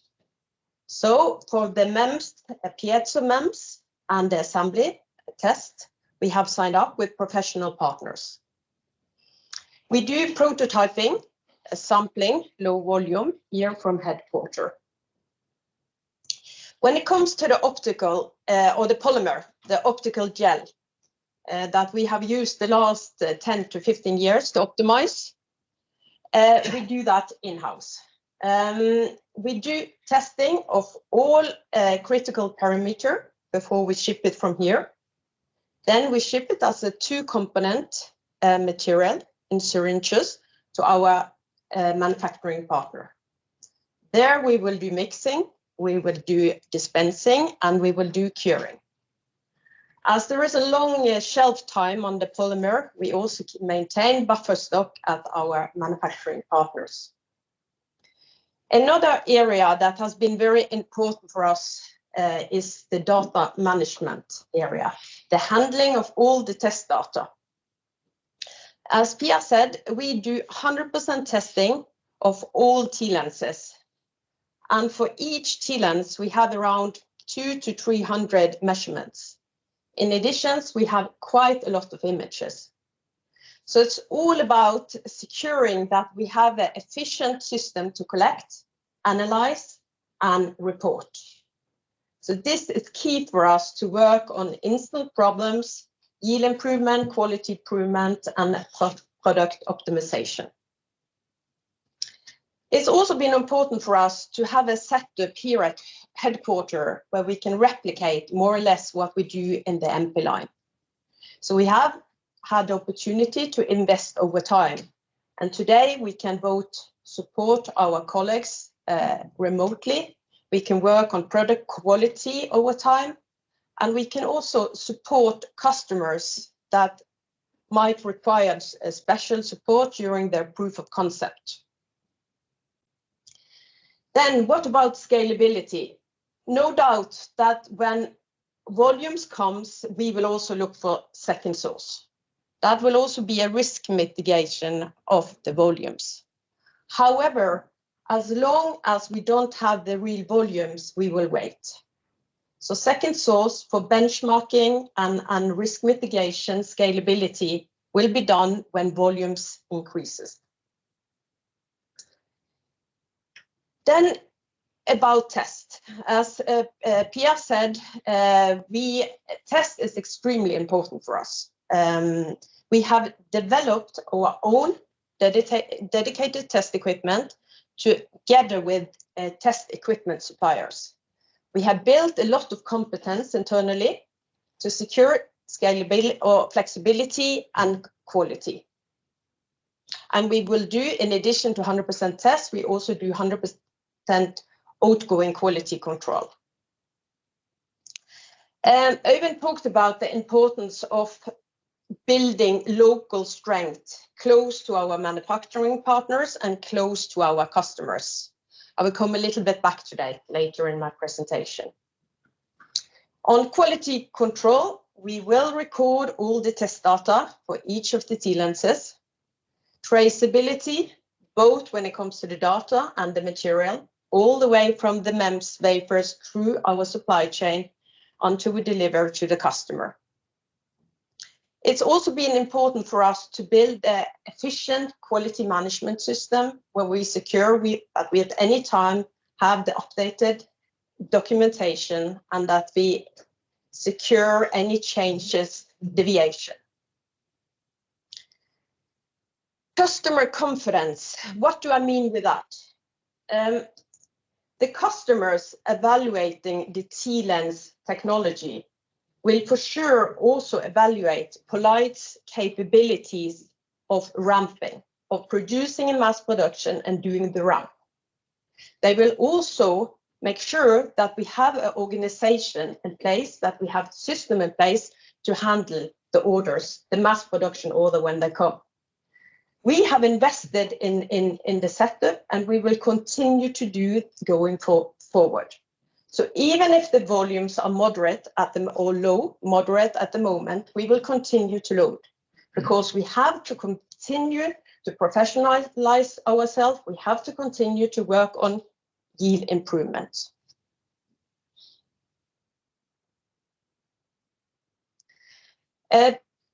Pierre explained the TLens, like the polymer, the optical gel that's a sandwich between two high quality glass.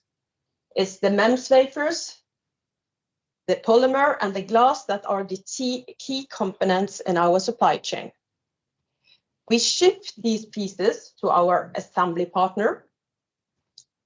Here we'll also do the test before we ship to customer. When it comes to the MEMS wafers, as I said, our partner is ST Microelectronics. We worked with them since 2013, and we have together developed the advanced optical MEMS actuators. The line we have today is very scalable, prepared for high volumes. The polymer is also very scalable. We used to say that about the liter of polymer is about 1 million TLenses. So we have no problem to deliver from here whatever volumes is required.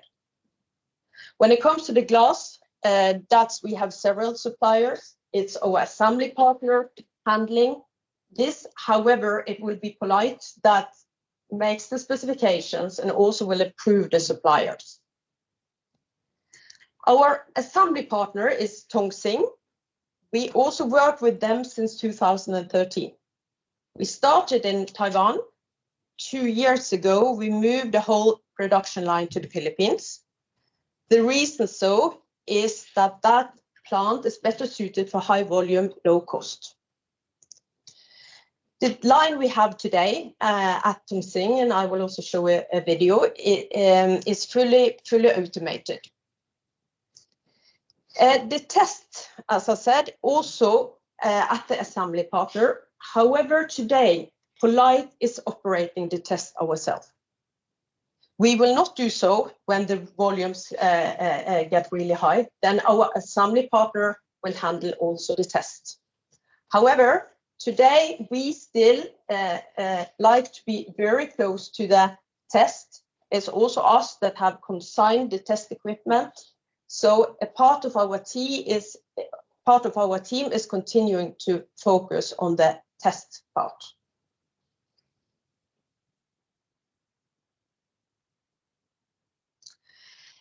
Then I very much would like to show you a video of how we build the TLens. I know some of you have seen this video before.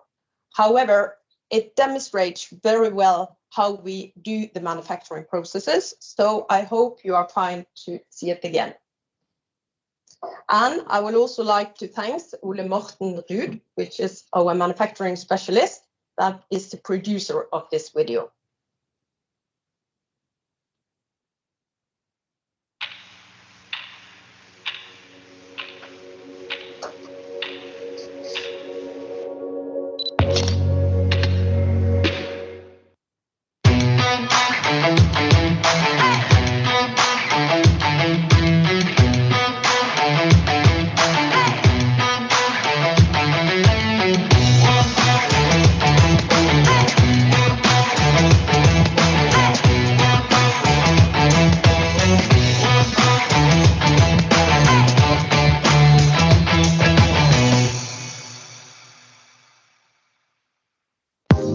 poLight, leader in tunable optics technology, provider of the T-Lens, lightning-fast autofocus solutions for mobile, consumer, barcode, augmented reality, and many other markets.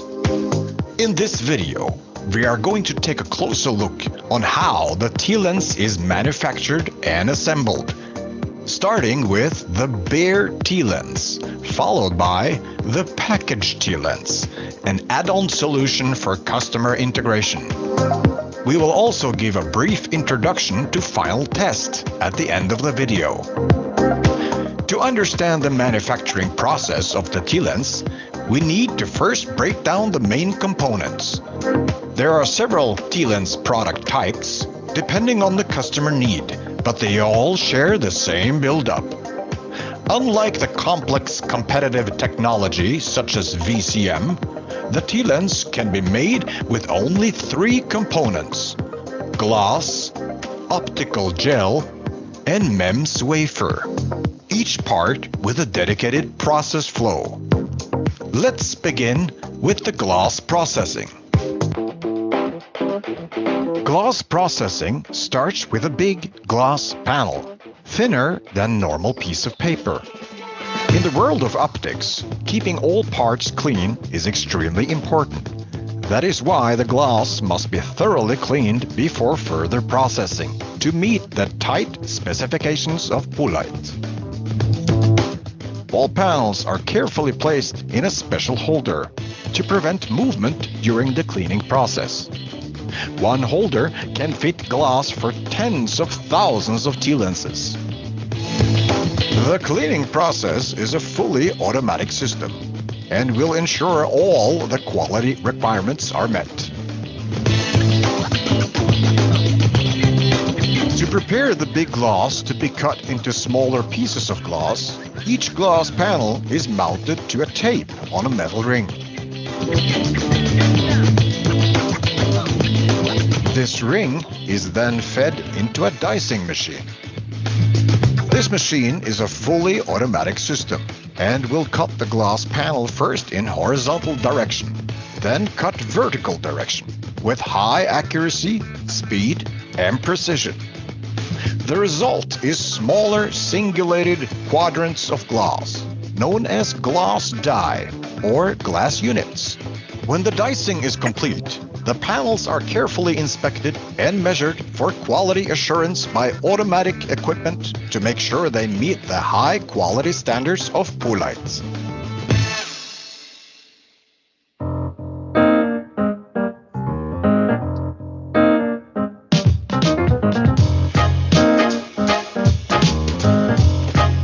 The actual buildup of a T-lens is done on a metal frame, usually referred to as a strip or a boat. Each strip marked with a unique code used by the machines to keep full traceability throughout the entire manufacturing process.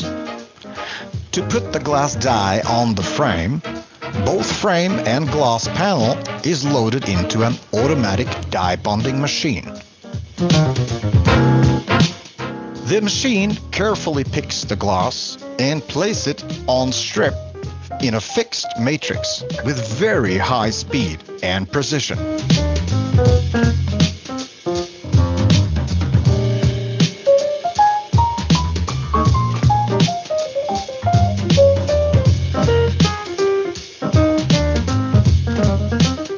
When the matrix is complete, the machine will put the strip into a dedicated magazine. As you can see, the glass dies are now spread out on the frame. And this completes the glass processing. The first processing step is now complete. It's time to look at the second step: optical gel processing. The gel is a patented polymer developed and manufactured at poLight headquarters in Norway. It's provided as a 2-component material in a dual syringe for the most possible convenient handling. The 2 components are mixed using a dispensing gun and a mixing tip. and has a clear, transparent liquid form as demonstrated here.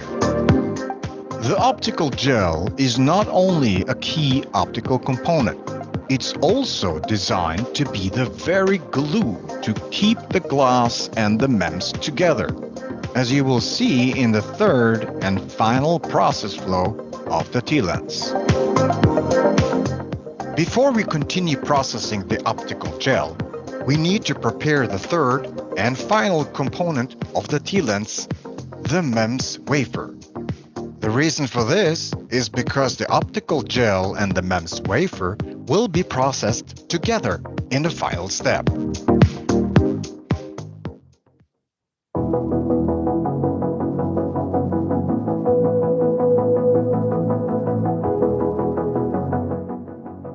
The very heart of the T-lens is a piezo element that originates from an 8-inch silicon MEMS wafer.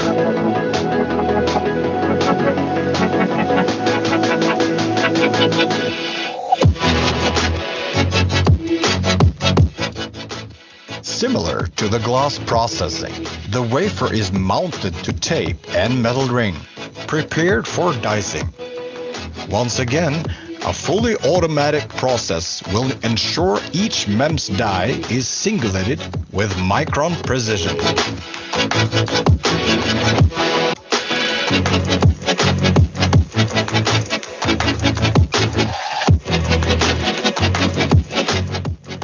After dicing, the wafers are carefully inspected and measured by fully automated equipment to ensure the best possible quality assurance. The wafer with singulated piezo MEMS actuators is now ready to be combined with the glass and optical gel. All components are now loaded into the same bonding machine. The polymer is ready to be dispensed on top of the glass units. A frame with glass units are transported to the dispensing area, and the optical gel is dispensed on top of the glass.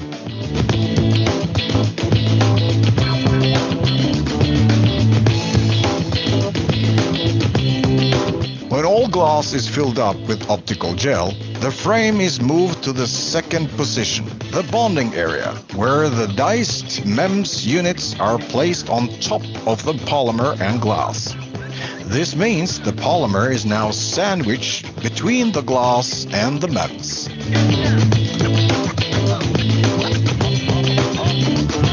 Let's slow down the machine to see what's going on. Notice how the autofocus in the camera cannot keep up with the machine speed. If only we had a T-lens inside.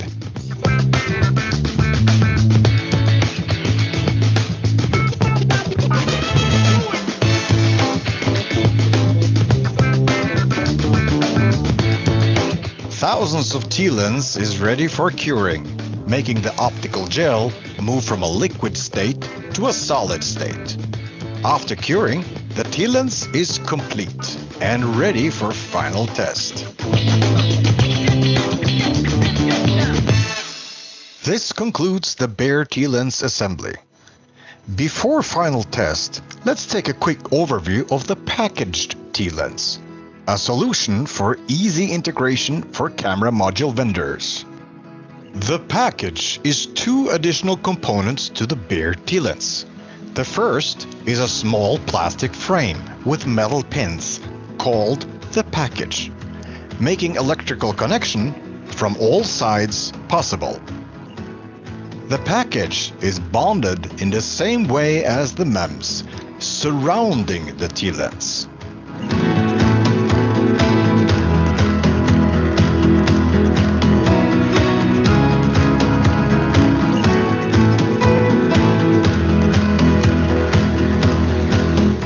Then, the package is glued to the T-lens on all four sides.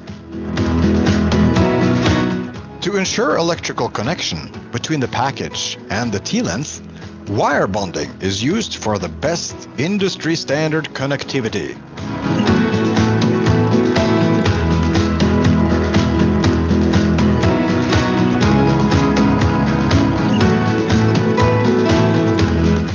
The final component is an extremely thin optical black part that goes on the back side of the package T-lens. Therefore, the complete stack of T-lens and package is picked from the frame and placed on top of this new component.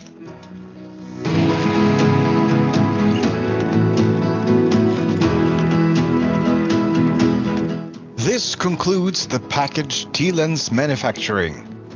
The parts are now ready for final test.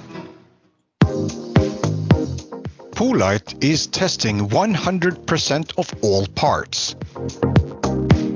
After the material is loaded into the machine, each part is picked up to a rotating table.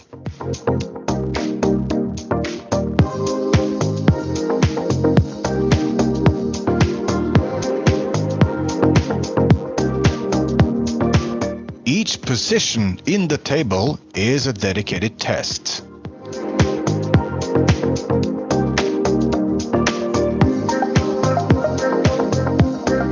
Optical and electrical testing.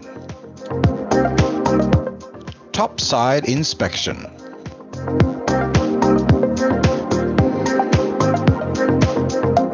Bottom side inspection. Results from each test can be seen on screen in real time.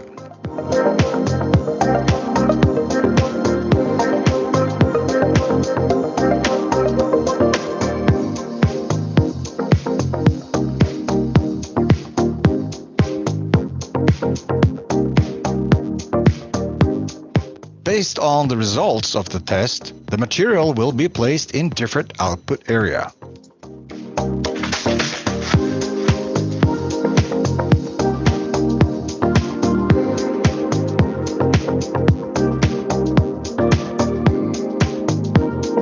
This concludes the final test. Parts are now transferred to plastic trays, ready for packing and shipping to customer.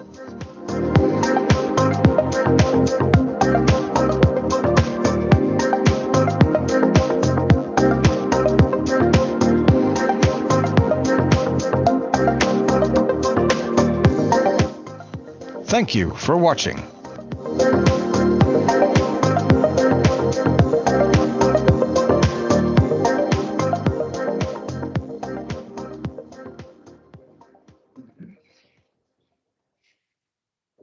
I hope you enjoyed that one. Absolutely. I would like to say a little bit about the manufacturing team we have built up in the Philippines. As Øyvind said, we started off with traveling with suitcase, following up remotely from here. We also have used a lot of the R&D resources the last couple of years. However, now we need to let Pierre focus on the R&D going forward. So we had opportunity to build a local team close to or at the side of our manufacturing partner.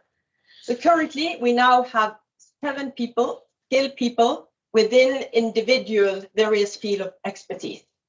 And each of them have more than 20 years of experience within the semiconductor and electronics.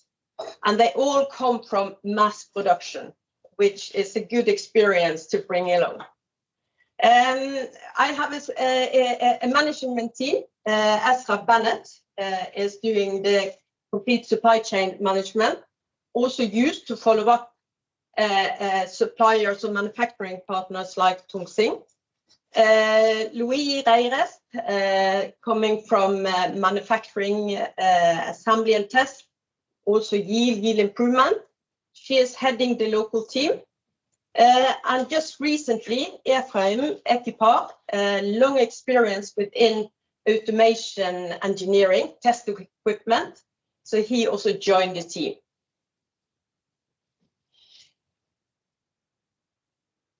Then a little bit about the experience of what we have produced the last couple of years.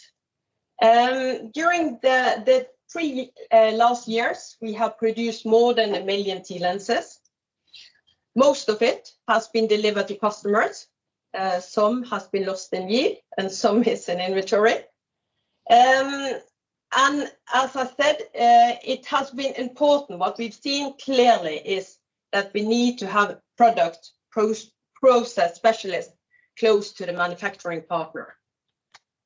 We also, as we've been working with several type of customer segments, we see that there is various test data that is important for them. So we had to expand, we had to be more flexible in our test setup. And we also see that there are customers that would like to receive a certain test data sorted in the deliveries. So we have also prepared for doing sorting according to customer requests. Then you will ask me, what is your yield? And our target is to have a yield above 95%. We are not there yet, and we will need more volumes to get there. However, what we have seen of production, it's feasible to reach it. We need to continue with our yield improvement programs, and we need to load more volumes. But we feel confident that we are going to achieve our target. During the last years, we also have had several customer audits from well-recognized customers. And I'm very proud to say that each of them, we have had a positive outcome. We have passed. And so all in all, we have delivered high quality products to all our customers. Looking through the returns we had during the last couple of years is extremely low. I would say neglectable. And we have, as you can see on the bottom of the slide, we have really supplied T-lenses to all the market segments. We've been in the consumer, the webcam, the smartphone, the smartwatch. We deliver to the AR, MR, and we deliver to the barcode. And it's all been demanding customer. So we really have had to prove ourselves. So summing up, as I said, we have over the years worked closely with several recognized customers, demanding the superior quality and reliability, which has allowed us to maintain a high standard. And we have done fine-tuning of our offering to adapt to the different market segments. We have today a strong local organization that I'm very proud of, and we have a well-prepared supply chain capable of handling various ramp-up scenarios. So what are we going to do going forward? We will continue to load. As the orders, more of the orders coming in, we will increase volumes. That will improve the yield further, and we can start to achieve our cost optimization targets. And we will for sure continue to work on optimizing the product processes. We will work closely with the customers. We need to understand the ramp-up scenarios. We need to understand, based on the capacity we have, what do we need to expand the capacity when, and we also need to follow the material needs carefully. And not to forget, just as important, we need to continue to maintain the strong relationship we have to our manufacturing partners. We have really invested time and efforts together with them. We're going to continue with them. They are just as important for our success. So years of investment in professionalizing our supply chain, manufacturing and successful deliveries have made us confident in our ability to run.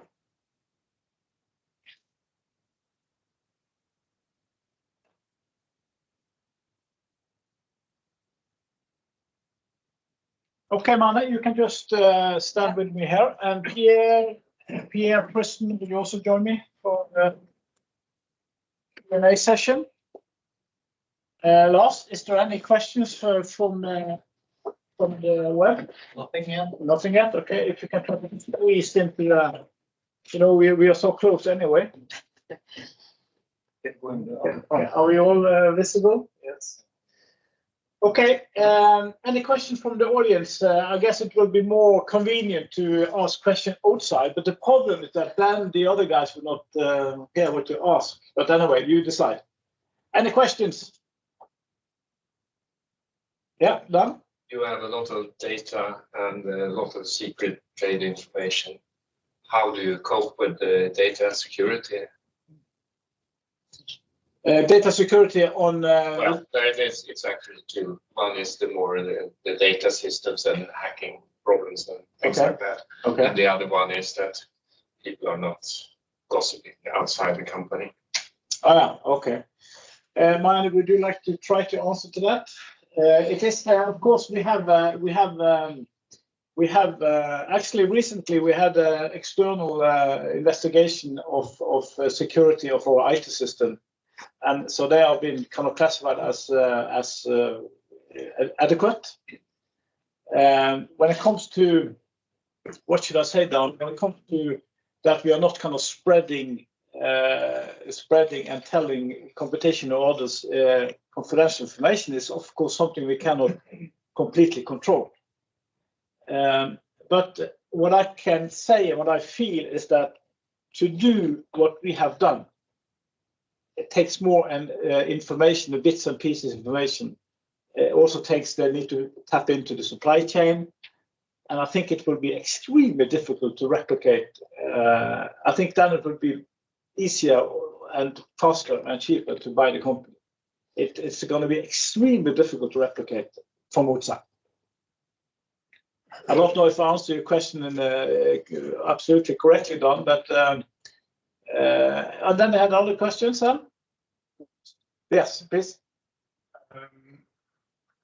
When will poLight make the first high volume shipment, giving significant revenue, and for what type of product will that be? Extremely good question, and of course difficult to answer. But as Tristan said, we are focusing on different market segments. Smartphone will, of course, be that volume which today represent high volumes. Pierre has explained what kind of initiative we take to kind of ease the implementation of TLens. So in a way, smartphone high volume will be the what is kind of closest to us. Then, of course, to get into the back cam, we need a bigger TLens, which is a few years ahead of us. But selfie camera, which is Tristan said, is gradually coming into more and more the high-end phones and mid-end phones, and in the end low-end phones. But then we need a system solution using TLens, which is significantly less expensive than it today.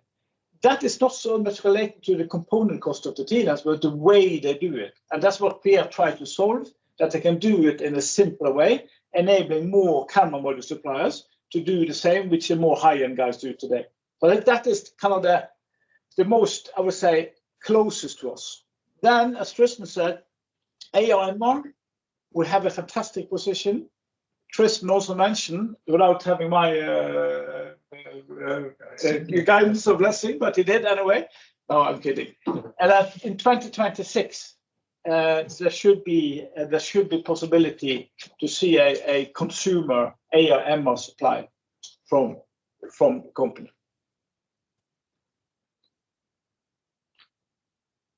Okay. Any other question? Yes. Coming from an originally military background, it's interesting for me to know the defense market. Have you looked at that specifically, or just a part of the whole package in a way, whereas TLens is a part of an optical system that you can use both in the civilian way and the military way? As far as I am aware of Pierre Lars, I don't think we have been addressing the military market.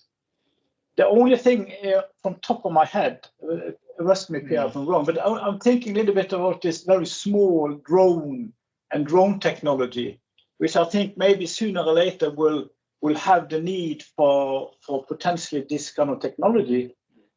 Could be an application the way I think.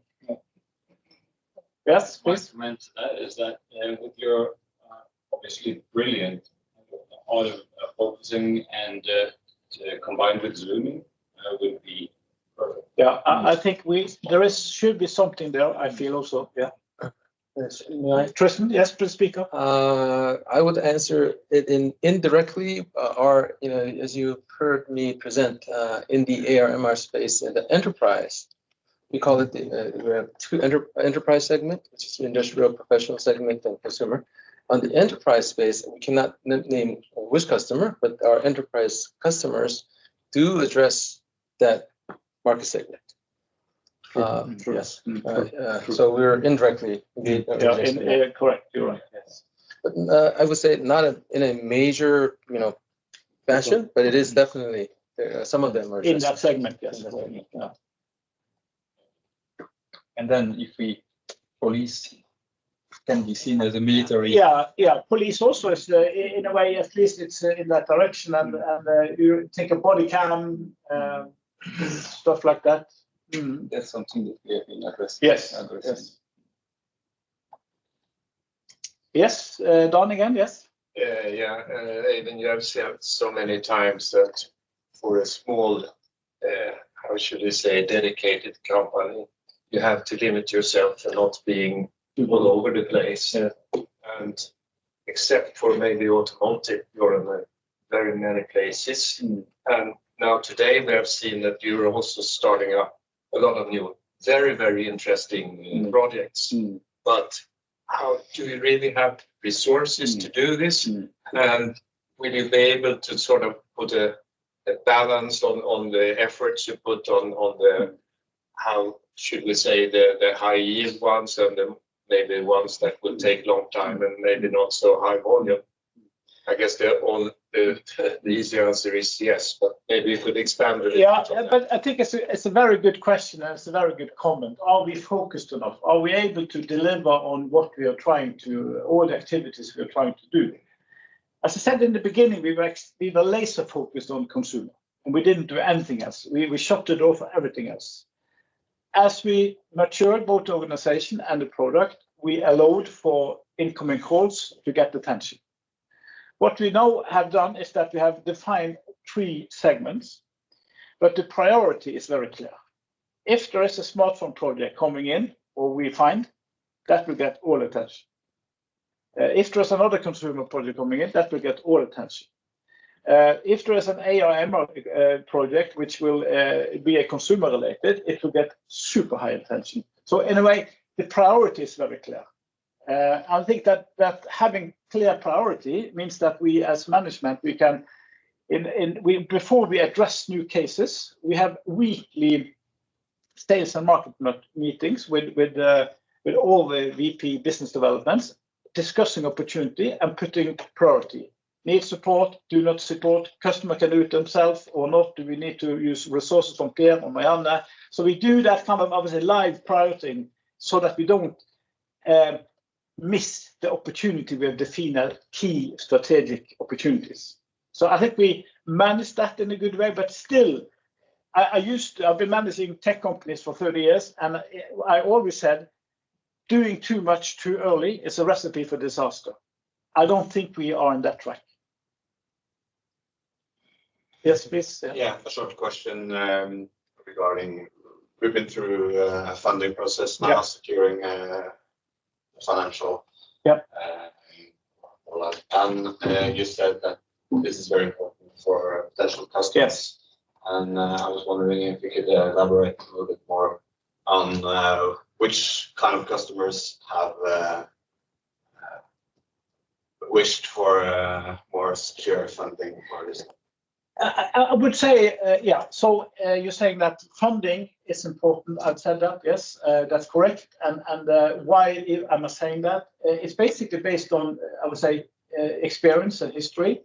And of course, when we are working with big names, which we are, and small names, but they are definitely very professional in the kind of process of selecting technology and suppliers.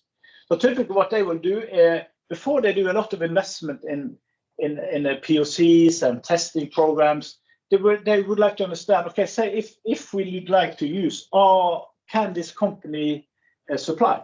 Are they sustainable? Will they survive? Will they have the cash to survive and supply us for in 2028 or something?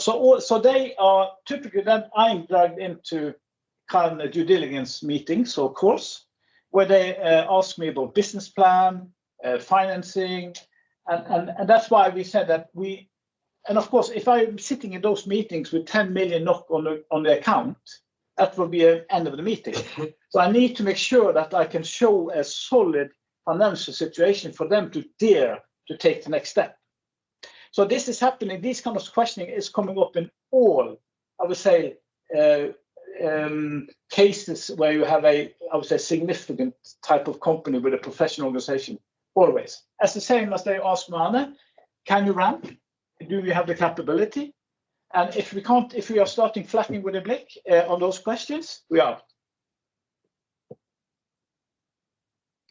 Yeah, done. And Marianne, you were talking about second source and that you didn't want to start that until you have enough volumes, which makes sense. But sometimes customers are really demanding second source. How have you experienced that, or? We have that has been addressed. However, we have been able to discuss that in somehow professional manner. They also understand, you need to have volume to share between potentially dual source. But when that's said, I said we haven't really gone on to second source. However, we are checking the market, we are following up, we are not unprepared, I would say. However, again, I've been there before having dual source and I couldn't share the volumes, and that's also a disaster. So yeah, it's a balancing act. We had one. I remember one case where they had a little bit that as a concern, and then you typically need to show that you have an inventory, you can allocate the inventory. So there are ways to kind of deal with it in a way. Lars, did you have any question from the? Yeah, we have 3. Okay. First one from Christopher Review. Sin from your group mentioned an upcoming meta lens hype and that the first phone with a meta lens is to be released later this year. Is the competition from this type of technology increasing, and what can this technology offer that TLens can't? Yes, Pierre, for you. That's an interesting question. We're obviously looking into that. Today, we know some groups which are working on tunable lens based on meta lens, and that's of course extremely interesting. What we need to keep in mind, and I believe that we very often forgot about that, those meta lens are coming not only with super positive and easy way to integrate, because they are very sensitive to the monochromaticity, so the wavelengths of the light. It's not very applicable for wide range of visible wavelengths.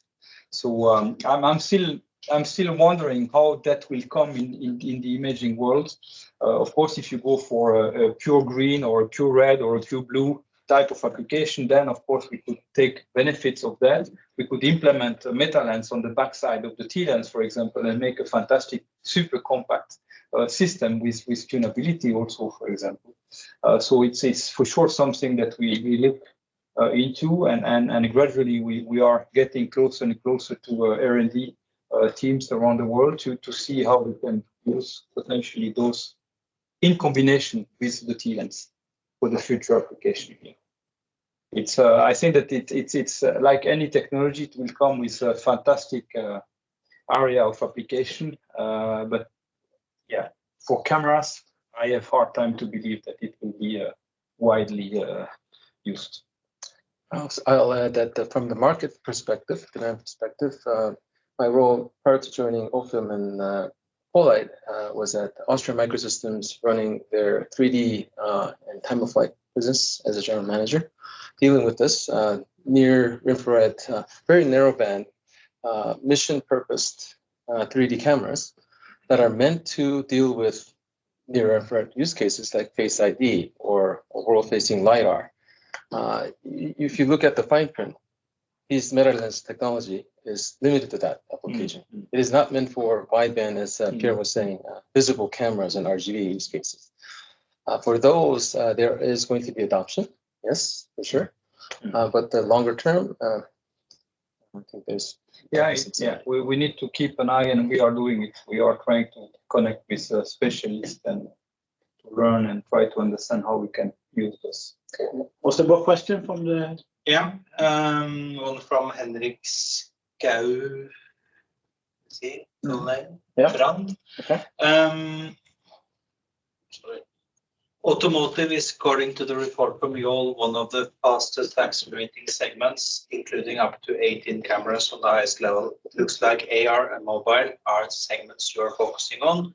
What are your outlooks regarding the automotive segment? Now, as in the automotive segment, we are following.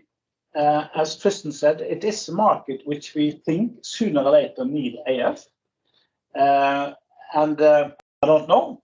Demand may be 5 years ahead of us. We don't know, but we are definitely, and we have POCs ongoing with players, significant players. What we also have seen is that the initiative Pierre has started to build a broader TLens portfolio, EI, a bigger TLens, is something we expect the automotive application also will need.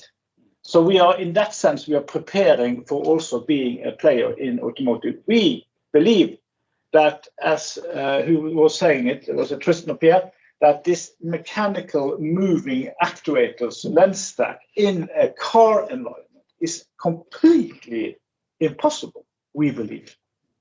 So I think that we should, as an actuator, as an AF technology, have a great position. We know what they need, we know what they demand. We also know more or less the timing, and we also have defined a roadmap which is compatible with that. Yeah. One more. Pierre said that the earliest patents are valid for 8 more years. What will happen when those expire? Yeah, so that's a good question. There are many bricks technology that we have applied patent for, which are valid for much more time than that. So those are the very first one that will expire, which are really related to the TLens today. And of course, for others, like big aperture and things like that, we are continuing to develop new application and new patents. So there are small features, even in the current TLens, which we have patented also, which will extend, in a way, the protection for those type of products. So that's what we do today. It's a difficult exercise, because of course everything that we have published will be used against us, because everything which is published cannot be patented. So it's a delicate type of exercise, but we are doing some effort to try to extend even more the current product with new things that we believe are patentable that we didn't do yet, and a new way to do product, of course, also. So it will have an end, of course, one day or another. That's yeah. So far, we feel that it's still far ahead, and we are really trying to extend that as much as possible. We have, sorry. No, the polymer patent is probably good for 15 more years. I forgot Lars, but definitely much more. Is there one more question? One last one. Okay. Online. What is TLens from Mats Brännström? What is TLens relevance and poLight opportunities in barcode packaging when it comes to move to 2D? I don't know if 2D is what we do. Most of the barcode readers today, which are based on cameras, are reading to these barcodes. The reason why barcode reading went from a laser-based system to an imaging system was because of exactly that. Yes. Cool. Okay. Is there one more question from the audience in Horten? Yes, there is. You're using a lot of energy convincing smartphone companies to use TLens. Yeah. Have you considered making promotional videos, etc., directly targeting consumers on different social media? Yeah. This gets a lot of attention, and that will be a big sign to the smartphone companies, showing that TLens is well worth investment. I think we had that question also during the quarterly presentation. Maybe it was you who asked it. No. But I think we did some. We did some in a couple of years. Last year we did. You may remember that we posted that in various social platforms. But I think we could do more. We could do more. And as I said in a Q on Q&A yesterday, that we need to look into that if we can do more on that. It's not a bad idea, and we have done it, but we have probably not done it enough. Responsible companies will to do what the consumers require. True. So it will take a big push, though, I think. But yeah, it's at least in theory, I think you're correct. About 6 months ago, we've developed this, where we're on our way to do these series of what we call poLight videos that showcase exactly that, the selfie camera with we knew kind of the Apple iPhone 14 series onwards re-adopting the selfie camera. And the key reason for that is one of the key drivers for that is social media, TikToks of the world, YouTube Shorts, really requiring the selfie camera to perform. And fixed focus experience is just not going to be good enough. But we have to relaunch existing videos. Yes, we showcased that quite nicely, actually. Yeah, we did. Through social media. Super good. I think we have done it now. Thank you to my great team for a lot of effort. So the next is demos. So those which are here can join us outside. There is a small snack and a drink, non-alcoholic, of course, and we can mingle and talk. And of course, we will try to ask all these guys and ladies a question you really like to answer, which I didn't answer to, but they should, if they follow the program, this question you have to ask Øyvind. But try and mingle. I would say that we have the T-Wedge demo, and we have starting with you, Tristan. You will introduce the table, and you will show some of the videos, demos, and then also we have Lars here, who is head of the lab, who will Dan. Come here. So Dan is from our Oxford team. Come here, Dan. You need to show your face. Dan is heading the poLight Oxford team, and he is from Sharp. His organization was working for Sharp. We stole them, and he will show the T-Wedge demo, where he has been responsible for the development until now. So Dan, get ready. Yes, yeah. Lars, if you come here, Lars will give you a tour on the lab if you want. So just sign up with Lars, and he will guide you down to the lab. And there you can see where we produce the polymer and where we have all this. We can basically do what we do at assembly part, but on a much smaller scale. Okay. Just a bus tour. So then I will thank everybody participating in this Capital Market Day. I can promise you there's a lot of work to prepare it. And I thank you for participating. I thank you for participating through the web. We tried a low-cost web solution. Hopefully it worked. At least we saved 60K. So good for something. Thank you for a great day.